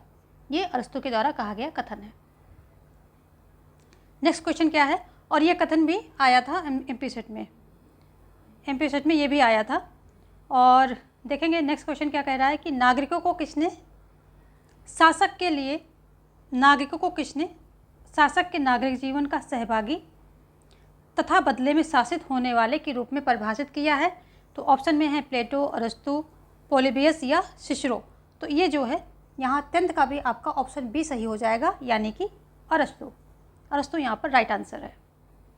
नेक्स्ट क्या है कि निम्नलिखित चिंतकों में से किन्हें सामान्यतया दार्शनिक उपागम का संस्थापक समझा जाता है? किसे समझा जाता है? सेशन को सब लोग लाइक कर देंगे। बहुत ही इंपॉर्टेंट क्वेश्चन है। यहाँ से क्वेश्चन जो हमने दिए थे तो सभी जितने एग्ज़ाम्स हुए हैं सभी में देखने को मिले हैं और एमपी सेट में तो यहाँ से भर भर के क्वेश्चंस आए हैं। ये पॉलिटी का आया है और जो मतलब ये शासित और शासकों का सेंटेंस है वो आया है। बहुत सारे क्वेश्चन यहाँ से सीधे सीधे मिले हैं वहाँ पर जा कर के। तो बहुत ही इंपॉर्टेंट क्वेश्चन का कलेक्शन है ये। देखिए क्वेश्चन क्या कह रहा है कि निम्नलिखित चिंतकों में से किन्हें सामान्यतया दार्शनिक उपागम का संस्थापक समझा जाता है? प्लेटो एवं अरस्तु, Hobbes, Locke, Rousseau, Jeremy Bentham एवं जे.एस. Mill, Kant, Hegel. किसका है ये? तो 11 का यहाँ ए हो जाएगा। प्लेटो एवं अरस्तु को सामान्यतया दार्शनिक उपागम का संस्थापक समझा जाता है। तो ऑप्शन यहाँ पर प्लेटो एवं अरस्तु। ध्यान से एक एक क्वेश्चन को देखेंगे, उसका मतलब समझते हुए तब जो है ऑप्शन को चूज करेंगे। और यहाँ से आपके जो है क्वेश्चन आने वाले हैं एग्जाम में, इसलिए ध्यान से देखिए। श्रेष्ठ परिषद यानी कि नोक्टोरल काउंसिल का उल्लेख पॉलिटी में किसने किया है? प्लेटो ने। यहाँ पॉलिटी नहीं है, प्लेटो है। तो प्लेटो ने किस में किया है? दी रिपब्लिक में किया है या स्टेटमेंट में किया है या द लॉज में किया है या फिर इनमें से किसी में भी नहीं किया है? इनकी और भी सारी बुक थी, किसी और में कर दिया हो तो 12 का यहाँ पर सी सही हो जाएगा, द लॉज। ठीक है, द लॉज में ने इन्होंने श्रेष्ठ परिषद यानी कि नोक्टोरल काउंसिल का उल्लेख किया है। नेक्स्ट क्वेश्चन क्या कह रहा है कि निम्नलिखित में से कौन इसलिए एथेंस से कालनिस भाग गया था कि एथेंस वासी दर्शन शास्त्र के विरुद्ध दूसरा अपराध न कर दें? कौन भागा था? सुकरात, प्लेटो, अरस्तु या यूक्लिड? कौन भागा था? क्वेश्चन नंबर 13 का सही आंसर करेंगे तो ये अरस्तु महोदय भागे थे, क्योंकि सुकरात दर्शन शास्त्र के विरुद्ध, सुकरात भी दर्शन शास्त्र के जो है विद्वान थे, तो उनकी हत्या कर दी गई थी, यानी कि उनको जहर दिया गया था। तो अरस्तु ने सोचा कहीं दूसरा अपराध यानी कि उनको भी ना मार दिया जाए, इसलिए ये कालनिस भाग गए थे। कहाँ से? एथेंस से। नेक्स्ट क्वेश्चन क्या कह रहा है कि प्लेटो के अनुसार निम्नलिखित में से कौन से कथन सही नहीं हैं? कौन से कथन सही नहीं है? बहुत ही इंपॉर्टेंट क्वेश्चन हैं। यहाँ एक एक क्वेश्चन से आपके कई सारे क्वेश्चन बन सकते हैं, बस ध्यान रखिए, फोकस रखिए अपना। विचार तत्व होते हैं, विचार सभी चीज़ों के सार होते हैं, विचार चीज़ों के प्रतिबिंब होते हैं, विचार सार्वभौमिक होते हैं। तो ये प्लेटो से संबंधित है, ठीक है। और यहाँ पर जो है ऑप्शन आपका ये विचार चीज़ों के प्रतिबिंब होते हैं, ये गलत है। तो यहाँ पर हो जाएगा ऑप्शन डी, आपका यही आंसर हो जाएगा। देखो एक बात यहाँ पर समझने वाली है कि गुफा और परछाइयाँ गुफा और परछाइयाँ। कॉन्सेप्ट बहुत बड़ा है, यहाँ नहीं बताएंगे, सिर्फ टर्म समझ लीजिए। ये किससे संबंधित है? तो ये प्लेटो से संबंधित है। प्लेटो से संबंधित ज्ञान का सिद्धांत इन्होंने दिया है और इसी ज्ञान के सिद्धांत के अंतर्गत उन्होंने गुफा एवं परछाई की चर्चा की है कि गुफा के अंदर जो है आग जलती है और सब लोग उसी परछाई को, अपनी परछाई को देखते रहते हैं। कोई निकल कर के जो ये बाहर नहीं जा कर के देखता है कि बाहर एक सूर्य है और दुनिया है, यानी कि रियल दुनिया को वो नहीं देखते हैं। तो ये काफ़ी लंबा कॉन्सेप्ट है, यहाँ आप नहीं समझेंगे, लेकिन गुफा और परछाई प्लेटो से संबंधित है, ये आप ध्यान रखेंगे। प्लेटो की जो पुस्तक है इनकी पुस्तक कौन सी है? रिपब्लिक, ये सबसे इनकी फेमस पुस्तक है और ये न्याय से संबंधित है। ठीक है, कंसर्निंग जस्टिस इसका जो है सब टाइटल है, यानी कि उपनाम इसका जो है कंसर्निंग जस्टिस है। तो ये न्याय से संबंधित है और ये इसी के द्वारा जो है इनको सबसे ज़्यादा ख्याति मिली थी। और इसी पुस्तक में इन्होंने जो है क्या किया था कि ये जो अपना ये न्याय का सिद्धांत इसी में, यानी कि आदर्श राज की स्थापना इसी में दी थी। न्याय संबंधित पुस्तक है ये और आदर्श राज की स्थापना इसमें दी थी। और इस आदर्श राज के अंतर्गत इन्होंने जो है प्लेटो ने जो है अपने समाज को 3 वर्गों में बांटा था, शासक, सैनिक और उत्पादक वर्ग में। और जो शासक और सैनिक वर्ग है उसे अभिभावक वर्ग में रखा था और उस पर जो है इन्होंने साम्यवाद, यानी कि परिवार तथा संपत्ति के साम्यवाद की जो है रूल, इन दोनों वर्गों पर, शासक और सैनिक यानी कि दोनों को मिला करके एज अ होल अभिभावक वर्ग पर इन्होंने जो है ये रूल रखे थे साम्यवाद के। संपत्ति पर साम्यवाद और परिवार पर साम्यवाद। ना इनका परिवार निजी होगा, ना इनकी संपत्ति निजी होगी, इनका परिवार भी सार्वजनिक होगा, इनकी संपत्ति भी सार्वजनिक होगी, इनके बच्चे भी सब सार्वजनिक होंगे। तो ऐसा इन्होंने बताया था और उत्पादक वर्ग को इस कैटेगरी से बाहर रखा था, साम्यवाद के नियमों से बाहर रखा था। तो ये सारी जो है बातें आप रूसो के बारे में, इनके प्लेटो के बारे में याद रखेंगे। इनके बारे में देखिए, कार्ल पॉपर ने इनको, जो कार्ल पॉपर है इनको प्रथम फांसीवादी विचारक कहा है। कार्ल पॉपर ने प्रथम फांसीवादी विचारक बोला है इनको। ठीक है, और मैक्सी क्या कहते हैं? यदि प्लेटो आज जिंदा होता तो आधुनिक साम्यवादियों से भी अधिक साम्यवादी होता। ये मैक्सी का कथन है कि आज जिंदा होता तो आधुनिक साम्यवादियों से भी अधिक साम्यवादी होता। तो साम्यवादी आप लर्न कर लीजिए, बाकी सेंटेंस वहाँ आएगा तो आप पहचान लेंगे, साम्यवादी होता। ठीक है, तो ये सारी चीज़ें जो है इनके बारे में बहुत ही इंपॉर्टेंट है, बार बार एग्जाम्स में देखने को मिलती हैं। प्लेटो एक दार्शनिक राजा की बात करते हैं जिसकी बुद्धि निर्लिप्त हो। तो ये सारी बातें हैं और देखेंगे हम नेक्स्ट क्वेश्चन। अभी अगला क्वेश्चन क्या कह रहा है कि निम्न में से किस एक के अनुसार प्लेटो द्वारा प्रतिपादित न्याय सार्वजनिक तथा व्यक्तिगत दोनों ही सद्गुण हैं जो राज्य तथा उसके सदस्यों के सर्वोत्तम कल्याण को परिलक्षित करता है। तो किसके अनुसार है? बार्कर, मैक्सी या डानिंग या सेवाइन? तो ऐसा जो है सेवाइन के द्वारा कहा गया है। ऑप्शन डी यहाँ पर राइट हो जाएगा। नेक्स्ट क्वेश्चन क्या कहता है? निम्न में से कौन विद्वान प्लेटो को मुक्त समाज का शत्रु मानता है? Leo Strauss, Karl Popper, Hannah Arendt, William James? तो कौन मानता है? तो ये मानते हैं पॉपर, कार्ल पॉपर महोदय जो है ये मानते हैं मुक्त समाज का शत्रु। और इनकी पुस्तक कौन सी है? एनिमीज ऑफ ओपन सोसाइटी, ये इनकी पुस्तक है। इसमें सिर्फ प्लेटो को नहीं बल्कि प्लेटो और मार्क्स और हेगल, इनको तीनों की जो है किया है इन्होंने आलोचना। देखेंगे नेक्स्ट क्वेश्चन क्या कह रहा है कि निम्नलिखित में से कौन सा अरस्तु के शिक्षण संस्थान का नाम था? तो अरस्तु के शिक्षण संस्थान की बात हो रही है, तो ये द लीसियम था, हमने अभी थोड़ी देर पहले बात की थी। और ये द अकादमी किसकी थी? प्लेटो की ये शिक्षण संस्थान का नाम था अकादमी। और लीसियम किसका था? अरस्तु का था। नेक्स्ट क्वेश्चन क्या कह रहा है? किसने कहा कि निर्धनता अपराध और क्रांति की जननी है? हीमर ने कहा, प्लेटो ने कहा, अरस्तु ने कहा या एक्विनास ने कहा? तो अरस्तु ऐसा मानते हैं कि जो निर्धनता है वो अपराध की और क्रांति की जननी है, ऐसा अरस्तु महोदय मानते हैं। अगला क्वेश्चन क्या कह रहा है कि प्लेटो को राज्य के आदर्शवादी सिद्धांत का जनक इसलिए कहते हैं क्योंकि उसने नगर राज्य के आदर्शों को बताया। उसका सिद्धांत मनुष्य की प्रकृति है पर आधारित उसका सिद्धांत मनुष्य की प्रकृति पर आधारित ना होकर क्या करना चाहिए इस पर आधारित है। और अगला है वास्तविकता तथा मूल्य के बीच व्यवस्था को स्वीकार किया है। और आगे है कि उसने अपने सिद्धांत को अच्छे विचार पर आधारित किया है। तो अब जो 19 है, क्वेश्चन नंबर 19 है, इसका हो जाएगा ऑप्शन बी सही, क्योंकि उसका सिद्धांत क्या है कि मनुष्य की प्रकृति पर आधारित ना होकर क्या करना चाहिए इस पर आधारित है। यानी कि आदर्शवादी यही होते हैं कि वो स्वप्न लोक में जीते हैं, क्या है या यथार्थवाद से दूर वो आदर्शवाद पर रहते हैं। यही ऑप्शन आपका सही हो जाएगा। चाहिए पर ज़्यादा विश्वास करते हैं।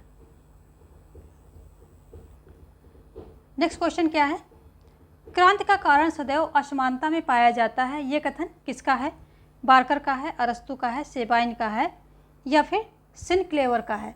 तो ऑप्शन जो आपका क्वेश्चन नंबर 20 है, इसका भी ऑप्शन बी सही हो जाएगा। मिलता जुलता है, असमानता कह लीजिए या गरीबी कह लीजिए, ठीक है। तो दोनों बात एक ही है। गरीबी में असमानता दिखती है और असमानता होगी तो गरीब और अमीर के बीच में गैप होगा। तो ये अरस्तू महोदय दोनों कथनों से संबंधित हैं। देखें कि नेक्स्ट क्वेश्चन क्या कह रहा है। नेक्स्ट क्वेश्चन कह रहा है कि ध्यान से आप लोग जो है एक एक क्वेश्चन को ग्रैप्स कीजिए, ठीक है। वेरी वेरी इंपॉर्टेंट क्वेश्चंस हैं, यहाँ से आपको पक्का जो है आपके एग्ज़ाम में देखने को मिलेंगे क्वेश्चंस। बहुत इंपॉर्टेंट क्वेश्चंस यहाँ पर चल रहे हैं। तो पॉलिटी यानी कि संवैधानिक जनतंत्र कहीं अधिक स्थायी व्यवस्था है जिसमें क्रांति की संभावना कम रहती है। यह कथन किसने कहा है? प्लेटो ने या अरस्तू ने या फिर सिसरो ने या फिर पॉलीबियस ने? 21 का ऑप्शन जो है आपका कौन सा सही होगा? ये भी जो है अरस्तू से संबंधित है, अरस्तू ने कहा है, क्योंकि पॉलिटी जो है, पॉलिटिक इन्होंने यानी कि संवैधानिक शासन को इन्होंने सबसे अच्छा माना है। नेक्स्ट देखेंगे, प्लेटो को न्याय संबंधी सिद्धांत स्थिर या निष्क्रिय, आत्मानुवादी, अनैतिक, अव्यवहारिक और अमनोवैज्ञानिक है, ये कथन किसका है? तो ये इतनी बड़ी जो है आलोचना किसने की है, इतनी तगड़ी आलोचना, ये आपको याद रहनी चाहिए। क्वेश्चन नंबर ऑप्शन क्या है आपके पास? जोड हैं, सेबाइन हैं, अरस्तू हैं, सिनक्लेयर हैं। तो 22 का भी हो जाएगा। सेबाइन महोदय ने इतनी तगड़ी आलोचना की है। ऑप्शन बी यहाँ पर आपका राइट हो रहा है। नेक्स्ट क्या है कि रिपब्लिक केवल राजनीति पर लिखी गई पुस्तक मात्र ही नहीं वरन शिक्षा पर लिखी गई एक ऐसी उत्कृष्ट रचना है जो इससे पहले कभी नहीं लिखी जा सकी। यह कथन किसका है? ऑप्शन में आपके पास है रूसो, बार्कर, केटलिन और फास्टर, ठीक है। तो 23 का हो जाएगा ऑप्शन ए यहाँ पर राइट हो जाएगा। ऐसा रूसो ने बोला था। रिपब्लिक को इन्होंने जो है किस पर, शिक्षा पर ही नहीं बल्कि इसको बहुत ही उत्कृष्ट रचना बोला था, ठीक है। ऑप्शन ए यहाँ पर सही हो जाएगा। अगला क्वेश्चन क्या कह रहा है कि प्लेटो के अनुसार न्याय है क्या है? वस्तु एवं सेवा का वितरण है, भार और असुविधा है, दंड और प्रतिशोध है या एक व्यक्ति, एक वर्ग, एक कार्य, एक कर्तव्य? तो इनके अकॉर्डिंग यही जो है क्या है? इनके अनुसार न्याय क्या है कि प्रत्येक व्यक्ति अपने अपने कार्यों को करते हुए और एक दूसरे से सामंजस्य बिठाएं, यही न्याय है। यानी कि जो प्रत्येक व्यक्ति को कार्य दे दिया गया, इन्होंने अपने समाज को बांटा था, तो प्रत्येक व्यक्ति अपने वर्ग का कार्य यानी कि जो उसके हिस्से में कार्य है उसको अच्छे से करे और सामंजस्य बिठाए, सभी के जो समाज की, सोसाइटी के, राज्य के चलाने में सामंजस्य बिठाए, यही कर्तव्य है। देखेंगे नेक्स्ट। अगला क्वेश्चन क्या कह रहा है कि अरस्तू द्वारा किया गया संविधानों का वर्गीकरण इस पर आधारित था कि कौन शासन करता है, कौन शासन से लाभान्वित होता है। बी है सत्ता में अनवरत बने रहने के उपाय, सी है प्लेटो के द रिपब्लिक के मूल प्रतिपादन को स्वीकार करना और डी है बहुसंख्यक का शासन सुनिश्चित करना। अरस्तू द्वारा किया गया संविधानों का वर्गीकरण किस पर आधारित था? तो क्वेश्चन नंबर 25 का हो जाएगा आपका ए, कौन शासन करता है, कौन शासन और शासन से कौन लाभान्वित होता है। तो इस पर जो है आधारित था अरस्तू द्वारा जो संविधानों का वर्गीकरण किया गया था। कितने संविधानों का इन्होंने अध्ययन किया था? 158 संविधानों का अध्ययन किया था और उसके आधार पर इन्होंने जो है ये सर्वप्रथम प्राचीन राजनीतिक विचारकों में पहले व्यक्ति थे जिन्होंने संविधान कह लीजिए, या उस समय इतना सेग्रीगेटेड नहीं था तो राज्य कहीं आ जाता, कहीं संविधान आ जाता, राज्य या संविधान का सर्वप्रथम व्यवस्थित वर्गीकरण किया था। ऑप्शन ए यहाँ पर आपका राइट हो जाएगा। नेक्स्ट क्वेश्चन क्या कह रहा है कि निम्नलिखित में से कौन तुलनात्मक पद्धति में अरस्तु के योगदान से संबंध में सही है। तुलनात्मक पद्धति में अरस्तु के योगदान से संबंध में आपको बताना है। तत्कालीन विद्यमान राजनीतिक प्रणालियों का अध्ययन, राजनीति के एक अनुभविक विज्ञान का विकास करना, आदर्श प्रकार पर पहुंचना, अमूर्त विचारों को व्यवहार में लागू करना। तो देखिए कितने जो है कॉन्सेप्चुअल क्वेश्चंस हैं यहाँ पर। इससे आपका जो है फैक्चुअल भी निकलेगा, कंसेप्चुअल भी निकलेगा। बहुत ही अच्छे क्वेश्चन यहाँ पर रखे गए हैं और इनको जो है आप पढ़ेंगे अच्छे से समझ करके और आपको फ़ायदा जो है निश्चित होने वाला है। तो यहाँ पर जो है ऑप्शन बी राइट हो जाएगा। इसमें कुछ कूट भी दिए गए हैं, तो यहाँ पर सारे देख लिए हमने। सेंटेंस क्या है कि तत्कालीन विद्यमान राजनीतिक प्रणालियों का अध्ययन, तो ये तो था ही। और क्या था, राजनीतिक आनुभाविक विज्ञान का विकास करना, और तो ये दो तो इनके थे नहीं। आदर्श प्रकार, आदर्श से संबंधित नहीं था इनका ज़्यादा। और अमूर्त विचारों को व्यवहार में लागू करना, ऐसा भी नहीं था। तो ये ए और बी सही हो जाएंगे। यहाँ पर बी ऑप्शन जो है आपका राइट हो जाएगा। देखेंगे नेक्स्ट क्वेश्चन। अब हम अगला क्या कह रहा है कि राज्य व्यवस्था पॉलिटी लोकतंत्र के आधुनिक अर्थ में अपेक्षाकृत अधिक स्थायी है तथा क्रांति के लिए कम अवसर प्रदान करती है। तो इसी सेंटेंस को हम दूसरी तरीके से पहले पढ़ चुके हैं। तो ये किसने कहा है, ये भी जो है अरस्तु का ही कथन है। ऑप्शन डी यहाँ पर राइट हो जाएगा।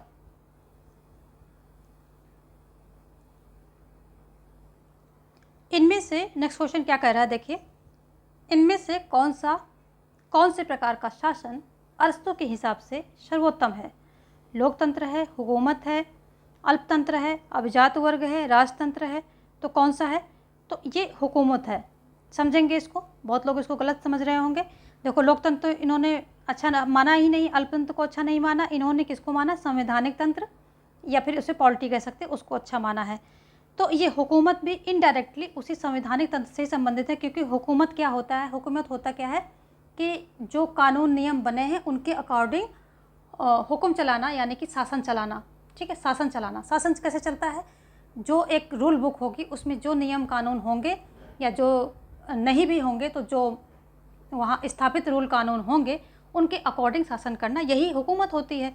तो हुकूमत यहाँ पर राइट हो जाएगा। यह इनडायरेक्टली आपके पॉलिटी और आपके जो संविधान से संबंधित है। तो देखिए कैसे क्वेश्चन घुमा के पूछा है, लेकिन अगर आप उसको अच्छे से समझेंगे तो ऑप्शन बी यहाँ पर राइट हो रहा है।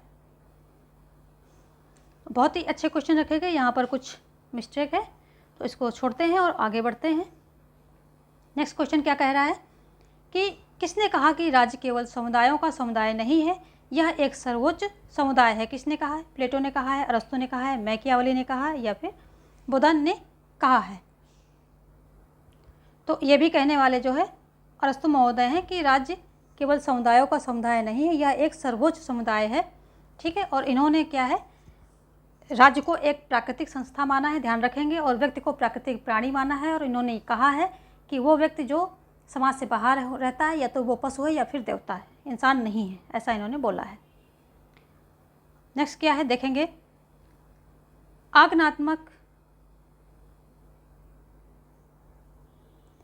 आगमनात्मक विधि को अंगीकार किए जाने से संबंधित निम्नलिखित में से कौन से दो विकल्प सही हैं। प्लेटो, मैकियावेली, थॉमस एक्विनास और थॉमस हॉब्स।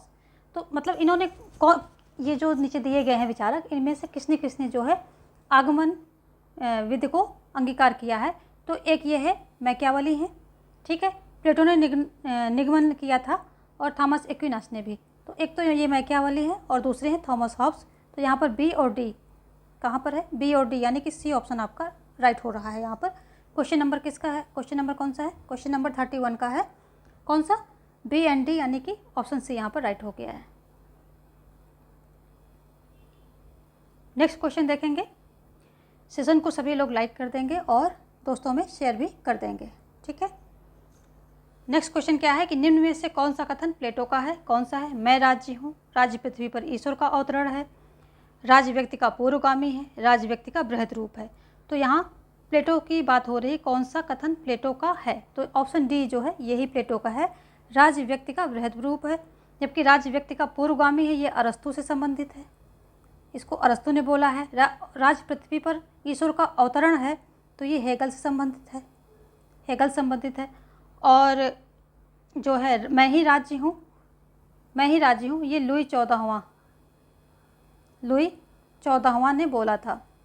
ये भी राज्य के दैवी उत्पत्ति का जो उत्पत्ति का सिद्धांत है राज्य का, उसका दैवी सिद्धांत के ये समर्थक थे, मैं ही राज्य हूँ। ऑप्शन यहाँ पर डी आपका राइट हो रहा है। चलिए देखेंगे नेक्स्ट क्वेश्चन। अगला क्वेश्चन क्या कह रहा है कि संविधान राज्य के कार्य तथा नागरिकों के अधिकार निश्चित करता है, ये कथन है किसका है? अरस्तु का है, प्लेटो का है, गेटिल का है और जे.एस. मिल का है। तो इन्होंने जो है संविधान की सर्वोच्चता को, विधि के शासन की सर्वोच्चता को माना है, सबसे अच्छा माना है। तो कौन है ऐसा मानने वाले? अरस्तु हैं। तो जो ये मानते हैं वही संविधान राज्य के कार्य तथा ये मानते हैं कि संविधान में क्या होता है कि राज्य के कार्य बताए जाते हैं तथा नागरिकों के अधिकार निश्चित किए जाते हैं, ये दोनों काम संविधान में किए जाते हैं। तो ये कथन अरस्तु ने कहा है। जब इनको अरस्तु को डेप्थ में पढ़ेंगे तो ये चीज़ें इनकी जो इनसे संबंधित फैक्ट हैं तो उसमें लिखा हुआ है कि दर्शन, जब इनके दर्शन को पढ़ेंगे तब ये बताते हैं संविधान में राज्य के कार्य भी निश्चित किए जाते हैं और व्यक्तियों के जो अधिकार होते हैं नागरिकों को वो भी सुनिश्चित किए जाते हैं, यानी कि एक रूल बुक की तरह काम करता है। नेक्स्ट देखेंगे इमाइल के लेखक कौन है? इमाइल, हॉब्स, लॉक, प्लेटो या रूसो? तो इमाइल के लेखक कौन है? ये रूसो महोदय हैं। देखो यहाँ पर क्या है, रूसो की अगर हम पुस्तकें देखें और दूसरी पुस्तक देखें तो डिस्कोर्सेस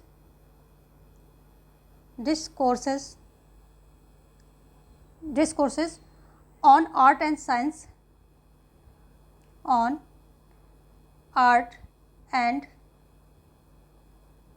साइंस, ये इनकी पुस्तक है। ये मतलब जब कला जो प्रतियोगिता हुई थी, प्रतियोगिता में जब इन्होंने भाग लिया था उसमें प्रथम प्राइज़ जीता था, तो यही जो है ये आई थी, प्रकाशित हुई थी, ये लिखा था। और यानी कि कला और साइंस का जो है विकास में क्या योगदान रहा है। तो दूसरा है introduction to the political economy, introduction to the political economy, इनकी ये पुस्तक है। फिर इनकी 4 ही पुस्तक मेन है। फिर सोशल कॉन्ट्रैक्ट आती है, सोशल कॉन्ट्रैक्ट, इसी में इन्होंने जो है अपने संविधान संबंधी विचार दिए हैं और सबसे ज़्यादा ये पूछी जाती है। और इमाइल भी बहुत ज़्यादा पूछी जाती है, इमाइल भी आती है। ठीक है, ये इनका सीक्वेंस पूछा जाएगा, लेकिन अभी तो शायद इस एग्ज़ाम में मुश्किल ही है। इनका सीक्वेंस फिर भी आप देख लें। 1762 में जो है ये आती है, इमाइल आती है। सोशल कॉन्ट्रैक्ट भी 1762 में ये भी आती है। और 17 ये जो आर्ट एंड कला में जब इन्होंने पार्ट लिया था तो ये 49 में आती है और ये 58 में आती है। तो ये हैं अभी इनके सीक्वेंस, इतना ज़्यादा डेप्थ में आपके आएंगे नहीं। हॉब्स की बात करें तो लेवियाथन इनकी पुस्तक का नाम है। ठीक है, ये फ्रांस में लिखी जाती है। और लॉक की बात करें तो 2 ट्रीटीज ऑन गवर्नमेंट इनकी जो हैं 2 ये फेमस पुस्तक है। प्लेटो की बात करें तो इनकी जो है रिपब्लिक, इनकी पुस्तक कौन सी है? रिपब्लिक, वेरी फेमस है और ये न्याय से संबंधित है। इसका शीर्षक भी है कंसर्निंग जस्टिस। ये सारी बातें हो गई। चलिए देखेंगे हम नेक्स्ट क्वेश्चन। यह किसने कहा कि कला एवं विज्ञान के विकास ने मानव को भ्रष्ट कर दिया है? किसने कहा है? रूसो ने कहा है, दांते ने कहा है, मार्क्स ने कहा है, इलास्की ने कहा है। तो ये कहने वाले रूसो महोदय हैं कि कला और विज्ञान के विकास ने मानव को भ्रष्ट कर दिया है। और इन्होंने बोला कि एक नारा दिया है, प्रकृति की ओर लौटो, प्रकृति की ओर लौटो। और इन्होंने निजी संपत्ति को सारी बुराइयों का जड़ माना है, रूसो महोदय ने। इनका एक फेमस कथन है कि मानव स्वतंत्र पैदा हुआ था और सर्वत्र बेड़ियों से जकड़ा हुआ है। ये जो है इनका फेमस कथन है। और इन्होंने जो है जो प्राकृतिक अवस्था है तो उसमें जो आदिम अवस्था थी उसको जो है इन्होंने बहुत ही अच्छा बताया है और सभ्य समाज को इन्होंने बुरा बताया है। तो ये सब इनके छोटे छोटे कॉन्सेप्ट हैं लेकिन बहुत ही इम्पोर्टेंट है। सामान्य इच्छा का अवधारणा इन्होंने दी है सामान्य इच्छा, और सामान्य इच्छा ही जो है कानून की निर्माता होती है। इनके जो सामाजिक समझौता है तो उसमें कानून की निर्माता कौन है? सामान्य इच्छा है। सामान्य इच्छा कानून का निर्माण करेगी, सिर्फ लागू करने के लिए एक अथॉरिटी का वहाँ पर निर्माण किया जाएगा, तो सामान्य इच्छा के द्वारा कानून का निर्माण होगा। और सामान्य इच्छा क्या है? तात्विक इच्छाओं का योग है, यानी कि ये उच्च स्व से संचालित होगी, ये परमार्थ की इच्छा है, ये जो है आदर्श इच्छा है। तो ये सारी चीज़ें आपको याद रखनी है। देखेंगे हम नेक्स्ट क्वेश्चन क्या कह रहा है। अगला है कि निम्नलिखित में से किस विचारक के अनुसार प्राकृतिक अवस्था में मनुष्य बुद्धि या तर्क वितर्क के बजाय भावनाओं से संचालित था? तो ऑप्शन है आपके सामने रूसो, हॉब्स, लॉक, बेंथम। किसने ऐसा कहा है कि तर्क वितर्क के बजाय भावनाओं से संचालित था? तो ये जो है कहने वाले रूसो महोदय हैं। इन्होंने जो है प्राकृतिक अवस्था को बहुत अच्छा बताया है और प्राकृतिक मानव को आदर्श बर्बर बताया है। आदर्श बर्बर की संज्ञा दी है किसको? प्राकृतिक मानव को आदर्श बर्बर की संज्ञा दी है। किसने? रूसो महोदय ने। इन्होंने जो सामान्य इच्छा का कॉन्सेप्ट दिया है तो उसके अधीन जो है मनुष्य को स्वतंत्र होने के लिए बाध्य किया है। और ये जो मैंने रूसो का पूरा दिया है, उसका फिलॉसफी दी है मैंने, तो उसको देखेंगे तो आपका कॉन्सेप्ट बिल्कुल क्लियर हो जाएगा। अभी तो आप पात्रता परीक्षा देने जा रहे हैं, जब आप सिलेक्शन के लिए जो कि जल्दी ही हेल्ड होगा बिहार में, उसके लिए जब जाएंगे तो उससे पहले जो है जो कोर्स वीडियोज़ में हमने दर्शन यानी फिलॉसफी पे जो भी लेक्चर्स दे रखे हैं उनको सुनिए। एक बार आप उनको अच्छे से सुन के और नोट्स बना लेंगे तो आपको फिर प्रैक्टिस की ज़रूरत ही नहीं पड़ेगी, इतने अच्छे से वहाँ सारी चीज़ें मैंने एक्सप्लेन की हैं। तो अभी तो आप फैक्चुअली चलिए, एग्ज़ाम के बाद आइए, फिर वापस जो है सारे वीडियोज़ को अच्छे से देखिए। एक एक वीडियोज़ बहुत ही इम्पोर्टेंट है वहाँ पर। तो ये जो है आदर्श बर्बर, रूसो अपने प्राकृतिक मानव को आदर्श बर्बर कहते हैं। सामान्य इच्छा का कॉन्सेप्ट देते हैं, सामान्य इच्छा के अधीन मनुष्य जो है स्वतंत्र होने के लिए बाध्य होगा, ऐसा ये बोलते हैं। और इसीलिए इनको जो है फासीवाद का जो है दार्शनिक पिता भी कहा जाता है। ठीक है, और चलिए देखेंगे आगे। ये लॉक क्या है? उदारवाद के जनक हैं। हॉब्स निरंकुश राजतंत्र के समर्थक हैं। बार बार रिवीजन लेते जाइए, ऐसे ही क्वेश्चन आने वाले हैं आपके एग्ज़ाम में, क्योंकि पात्रता परीक्षा में ज़्यादा वो कॉन्सेप्चुअल नहीं जाएंगे। जहाँ तक मेरा आइडिया है ये फैक्चुअल ही रहेगा पेपर।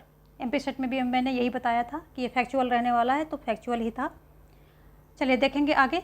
किसका मत है कि मनुष्य को स्वतंत्र होने के लिए बाध्य किया जा सकता है? अरस्तु का, मिल का, गांधी का या फिर रूसो का? तो अभी भी हमने बात की कि सामान्य इच्छा के तहत मनुष्य को स्वतंत्र होने के लिए बाध्य किया जा सकता है, तो ये किसका? अरस्तु का मत है। सॉरी, ये अरस्तु पे कहाँ टिक कर गई, अभी अभी रूसो की बात कर रही थी। ये ऑप्शन डी आपका सही होगा। ठीक है, ऑप्शन डी सही होगा। समझाते समझाते जो है गलत जगह टिक कर दिया। चलिए सॉरी उसके लिए। और रूसो कंफर्म है रूसो। इसको रूसो को लॉक कर लें आप कि मनुष्य स्वतंत्र होने के लिए बाध्य किया जा सकता है। अभी हम डिस्कस कर ही रहे थे, तो ये ऑप्शन डी यहाँ पर सही होगा। और मिल महोदय जो है इनकी पुस्तक क्या है? ऑन लिबर्टी है। ऑन लिबर्टी हमने पहले ही डिस्कस कर ली है। ठीक है, ऑन लिबर्टी इनकी पुस्तक है। सब्जेक्शन ऑफ वुमेन है, डिस्कोर्सेज ऑन लिवी है, और हिस्ट्री ऑफ फ्लोरेंस है। ये प्रिंस और हिस्ट्री ऑफ फ्लोरेंस तो और ये सब तो उसकी हैं, मैकियावेली की हैं। इनकी है ऑन लिबर्टी और सब्जेक्शन ऑफ वुमेन, ये सब इनकी जो है पुस्तक हैं। प्रिंसिपल ऑफ पॉलिटिकल इकोनॉमी, ये सारी इनकी पुस्तक हैं। अरस्तु की पुस्तक की बात करें यदि हम, तो अरस्तु की पुस्तक जो है पॉलिटिक्स है। और गांधी जी की पुस्तक हमने कई बार डिस्कस किया है। इनकी यंग इंडिया है, हिंद स्वराज है, सत्य के साथ मेरे प्रयोग हैं, ये सब इनकी पुस्तक हैं। सोशल कॉन्ट्रैक्ट जो है रूसो से संबंधित है, ये इनकी पुस्तक है सोशल कॉन्ट्रैक्ट। देखेंगे नेक्स्ट क्वेश्चन। अगला क्वेश्चन क्या है कि निम्नलिखित में से किस चिंतक ने द आर्ट ऑफ वॉर लिखी है? तो द आर्ट ऑफ वॉर किसने लिखी है? हॉब्स ने लिखी है, मैकियावेली ने लिखी है, या माओ ने लिखी है, या फिर रूसो के द्वारा लिखी गई है? आर्ट ऑफ वॉर की बात हो रही है, अभी अभी हमने जो है स्टार्टिंग में डिस्कस किया था। तो ये लिखी गई है मैकियावेली के द्वारा। आर्ट ऑफ वॉर लिखी गई है, प्रिंस लिखी गई है, और हिस्ट्री ऑफ फ्लोरेंस लिखी गई है। ये सारी जो है इनकी पुस्तक हैं, जो कि हमने अभी कुछ देर पहले डिस्कस की थी। तो इनके कौन कौन सी पुस्तक है मैकियावेली महोदय की? मैकियावेली महोदय की है discourses on Levi, Prince, the art of war, history of Florence. ये 4 पुस्तक इनकी महत्वपूर्ण है। Discourses on Levi, Prince, the art of war and history of Florence, ये 4 बुक्स इनकी पुस्तक हैं, यानी कि इनकी पुस्तकें जो हैं ये चारों फेमस हैं। ठीक है, ये अब हम देख लेते हैं थोड़ा हॉब्स के बारे में। हॉब्स के बारे में शायद हमने अभी डिस्कस नहीं किया है। तो ये कहते हैं कि मैं और मेरा भाई एक साथ पैदा हुए थे, ये इनका फेमस कथन है। ठीक है, ये इनका फेमस कथन है। इनकी पुस्तक क्या है? लिवायथन है। अगर इनकी पुस्तक की बात करें तो लिवायथन है। और इन्हें माँ शांभरी का दैत्य कहा जाता है। माँ शांभरी का दैत्य इनको जो है बोला जाता है। और जो इनकी प्राकृतिक अवस्था है, यानी कि जो संविदावादी हॉब्स लॉक रूसो हैं, तो उसमें इनकी प्राकृतिक अवस्था बहुत ही दयनीय है। और ये प्राकृतिक अवस्था को बताते हैं कि सबका सबके विरुद्ध युद्ध की अवस्था है। ठीक है, और ये जो मानव जीवन को असहाय, पाशविक, दीनहीन एवं अकेला मानते हैं। तो ये ऐसे ही वर्ड आ जाते हैं, असहाय, पाशविक,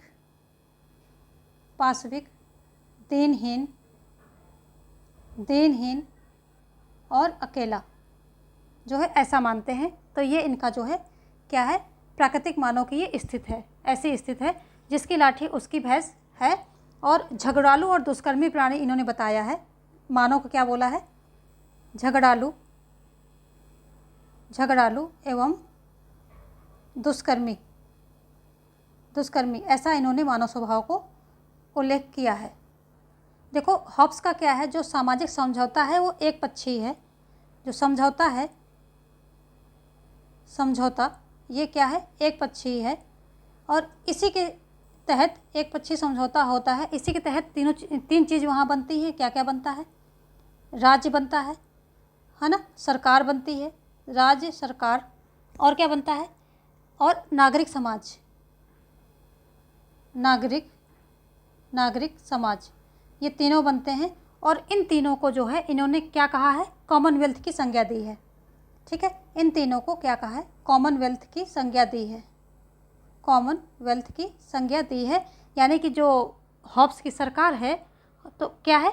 उसे कॉमनवेल्थ हॉब्स कहते हैं। ठीक है,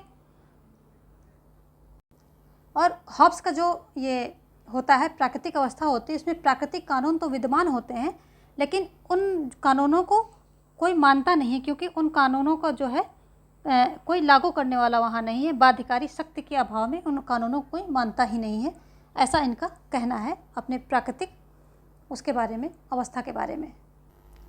हॉब्स अपने संप्रभु को कहते हैं कि वो शासक जो है किसी शर्त के तहत बंधा नहीं है। ठीक है, हॉब्स का जो शासक है वो निरंकुश राजा है, संप्रभु है। और इन्होंने राजा को लिवायथन बोला है, यानी कि जो शासक है उसे क्या बोला है? लिवायथन। तो ये भी ध्यान रखेंगे आप। इनकी लिवायथन पुस्तक भी है और राजा भी है, दोनों हैं। पुस्तक भी है, पुस्तक लिवायथन के नाम से है, और राजा भी है, तो दोनों चीज़ें हैं लिवायथन के नाम से। तो ये भी ध्यान रखेंगे, कैसा क्वेश्चन आता है आप उसको उसी हिसाब से टिक करेंगे। ठीक है, और यहाँ जो है इनका शासक जो है निरंकुश है, जो संप्रभु है, निरंकुश, अदेय, अहस्तांतरणीय, असीमित, ये सारी चीज़ें उसकी खूबियाँ हैं, और सभी कानूनों से ऊपर है। ठीक है, सिर्फ एक आधार पर जो है जनता विरोध कर सकती है, कौन सा? आत्मरक्षा। ठीक है, आत्मरक्षा। यदि जो है राजा प्राण लेना शुरू कर दे या प्रजा की प्राणों की रक्षा न कर पाए, तो तब जो है प्रजा को हक है कि वो विद्रोह करके राजा को हटा दे और दूसरा राजा अपना नियुक्त कर ले। उसी एक ही स्थिति पर जो है इनको अधिकार दिया गया, बाकी कोई वहाँ पर कोई आज़ादी नहीं है। आदेशों का विरोध जो है जनता नहीं कर सकती है, ऐसा सीधा सीधा इन्होंने बोला है। और इसी एक आधार पे इनको व्यक्तिवादी की श्रेणी में रखा जा सकता है। क्वेश्चन आता है तो कैसे?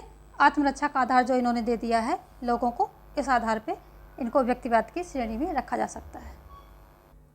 जो इनकी पुस्तक लिवायथन है ये कब लिखी कब जाती, इसकी डेट पूछ लेते हैं। तो ये 1651 में लिखी जाती है। और समर्पित किसको है, तो ये गोडाल्फिन को ये समर्पित है। नेक्स्ट क्वेश्चन क्या है कि व्यक्ति अपने पिता की मृत्यु को भूल सकता है पर अपनी पैतृक संपत्ति को हानि नहीं होने दे सकता, यह किसका कथन है।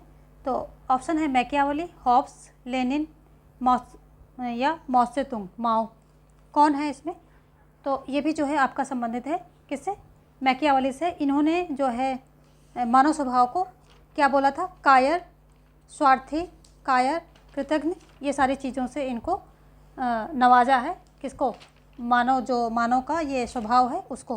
तो यहाँ पर भी ऑप्शन ए जो है आपका सही हो जाएगा। देखेंगे हम नेक्स्ट क्वेश्चन। अगला क्वेश्चन क्या कह रहा है कि निम्नलिखित में से किसने निबंध लिखा है, पुरुषों में असमानता की उत्पत्ति क्या है और क्या यह प्राकृतिक कानून द्वारा अधिकृत है। तो ये किसने लिखा है, इस पर जो किसने निबंध लिखा है, तो यहाँ पर जो है ऑप्शन है आपके सामने एडमंड बर्ग, अलेक्सी डी टॉकविले या इमैनुएल कांट या जीन जैक्स रूसो।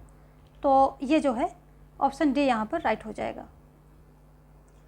आप जो है हमारी जब प्लेलिस्ट पर जाएंगे जो कि कोर्स वीडियोस में लगी हुई हैं, तो वहाँ पर सारे जो है जितने दार्शनिक हैं इनके टॉपिक वाइज लगे हुए हैं, तो वहाँ सब काफ़ी अच्छे एक्सप्लेन किया है। यदि आप मैनेज कर सकते हैं तो वहाँ पर ज़रूर देखें, वहाँ पर से आपका कॉन्सेप्ट अच्छे से क्लियर होगा।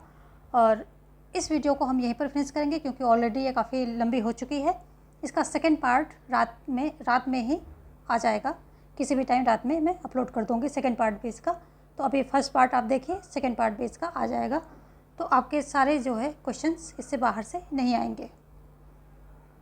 उम्मीद करते हैं आपकी जो है ये वीडियो आपको अच्छी लगी और यहाँ से आपने बहुत सारा नॉलेज, अपना कॉन्सेप्ट जो है क्लियर किया होगा सारी पूरी टोटल वीडियो से। और यहाँ से क्वेश्चन तो श्योरिटी में आपको जो है एग्ज़ाम रूम में देखने को मिलेंगे ही मिलेंगे, इसमें कोई डाउट नहीं है।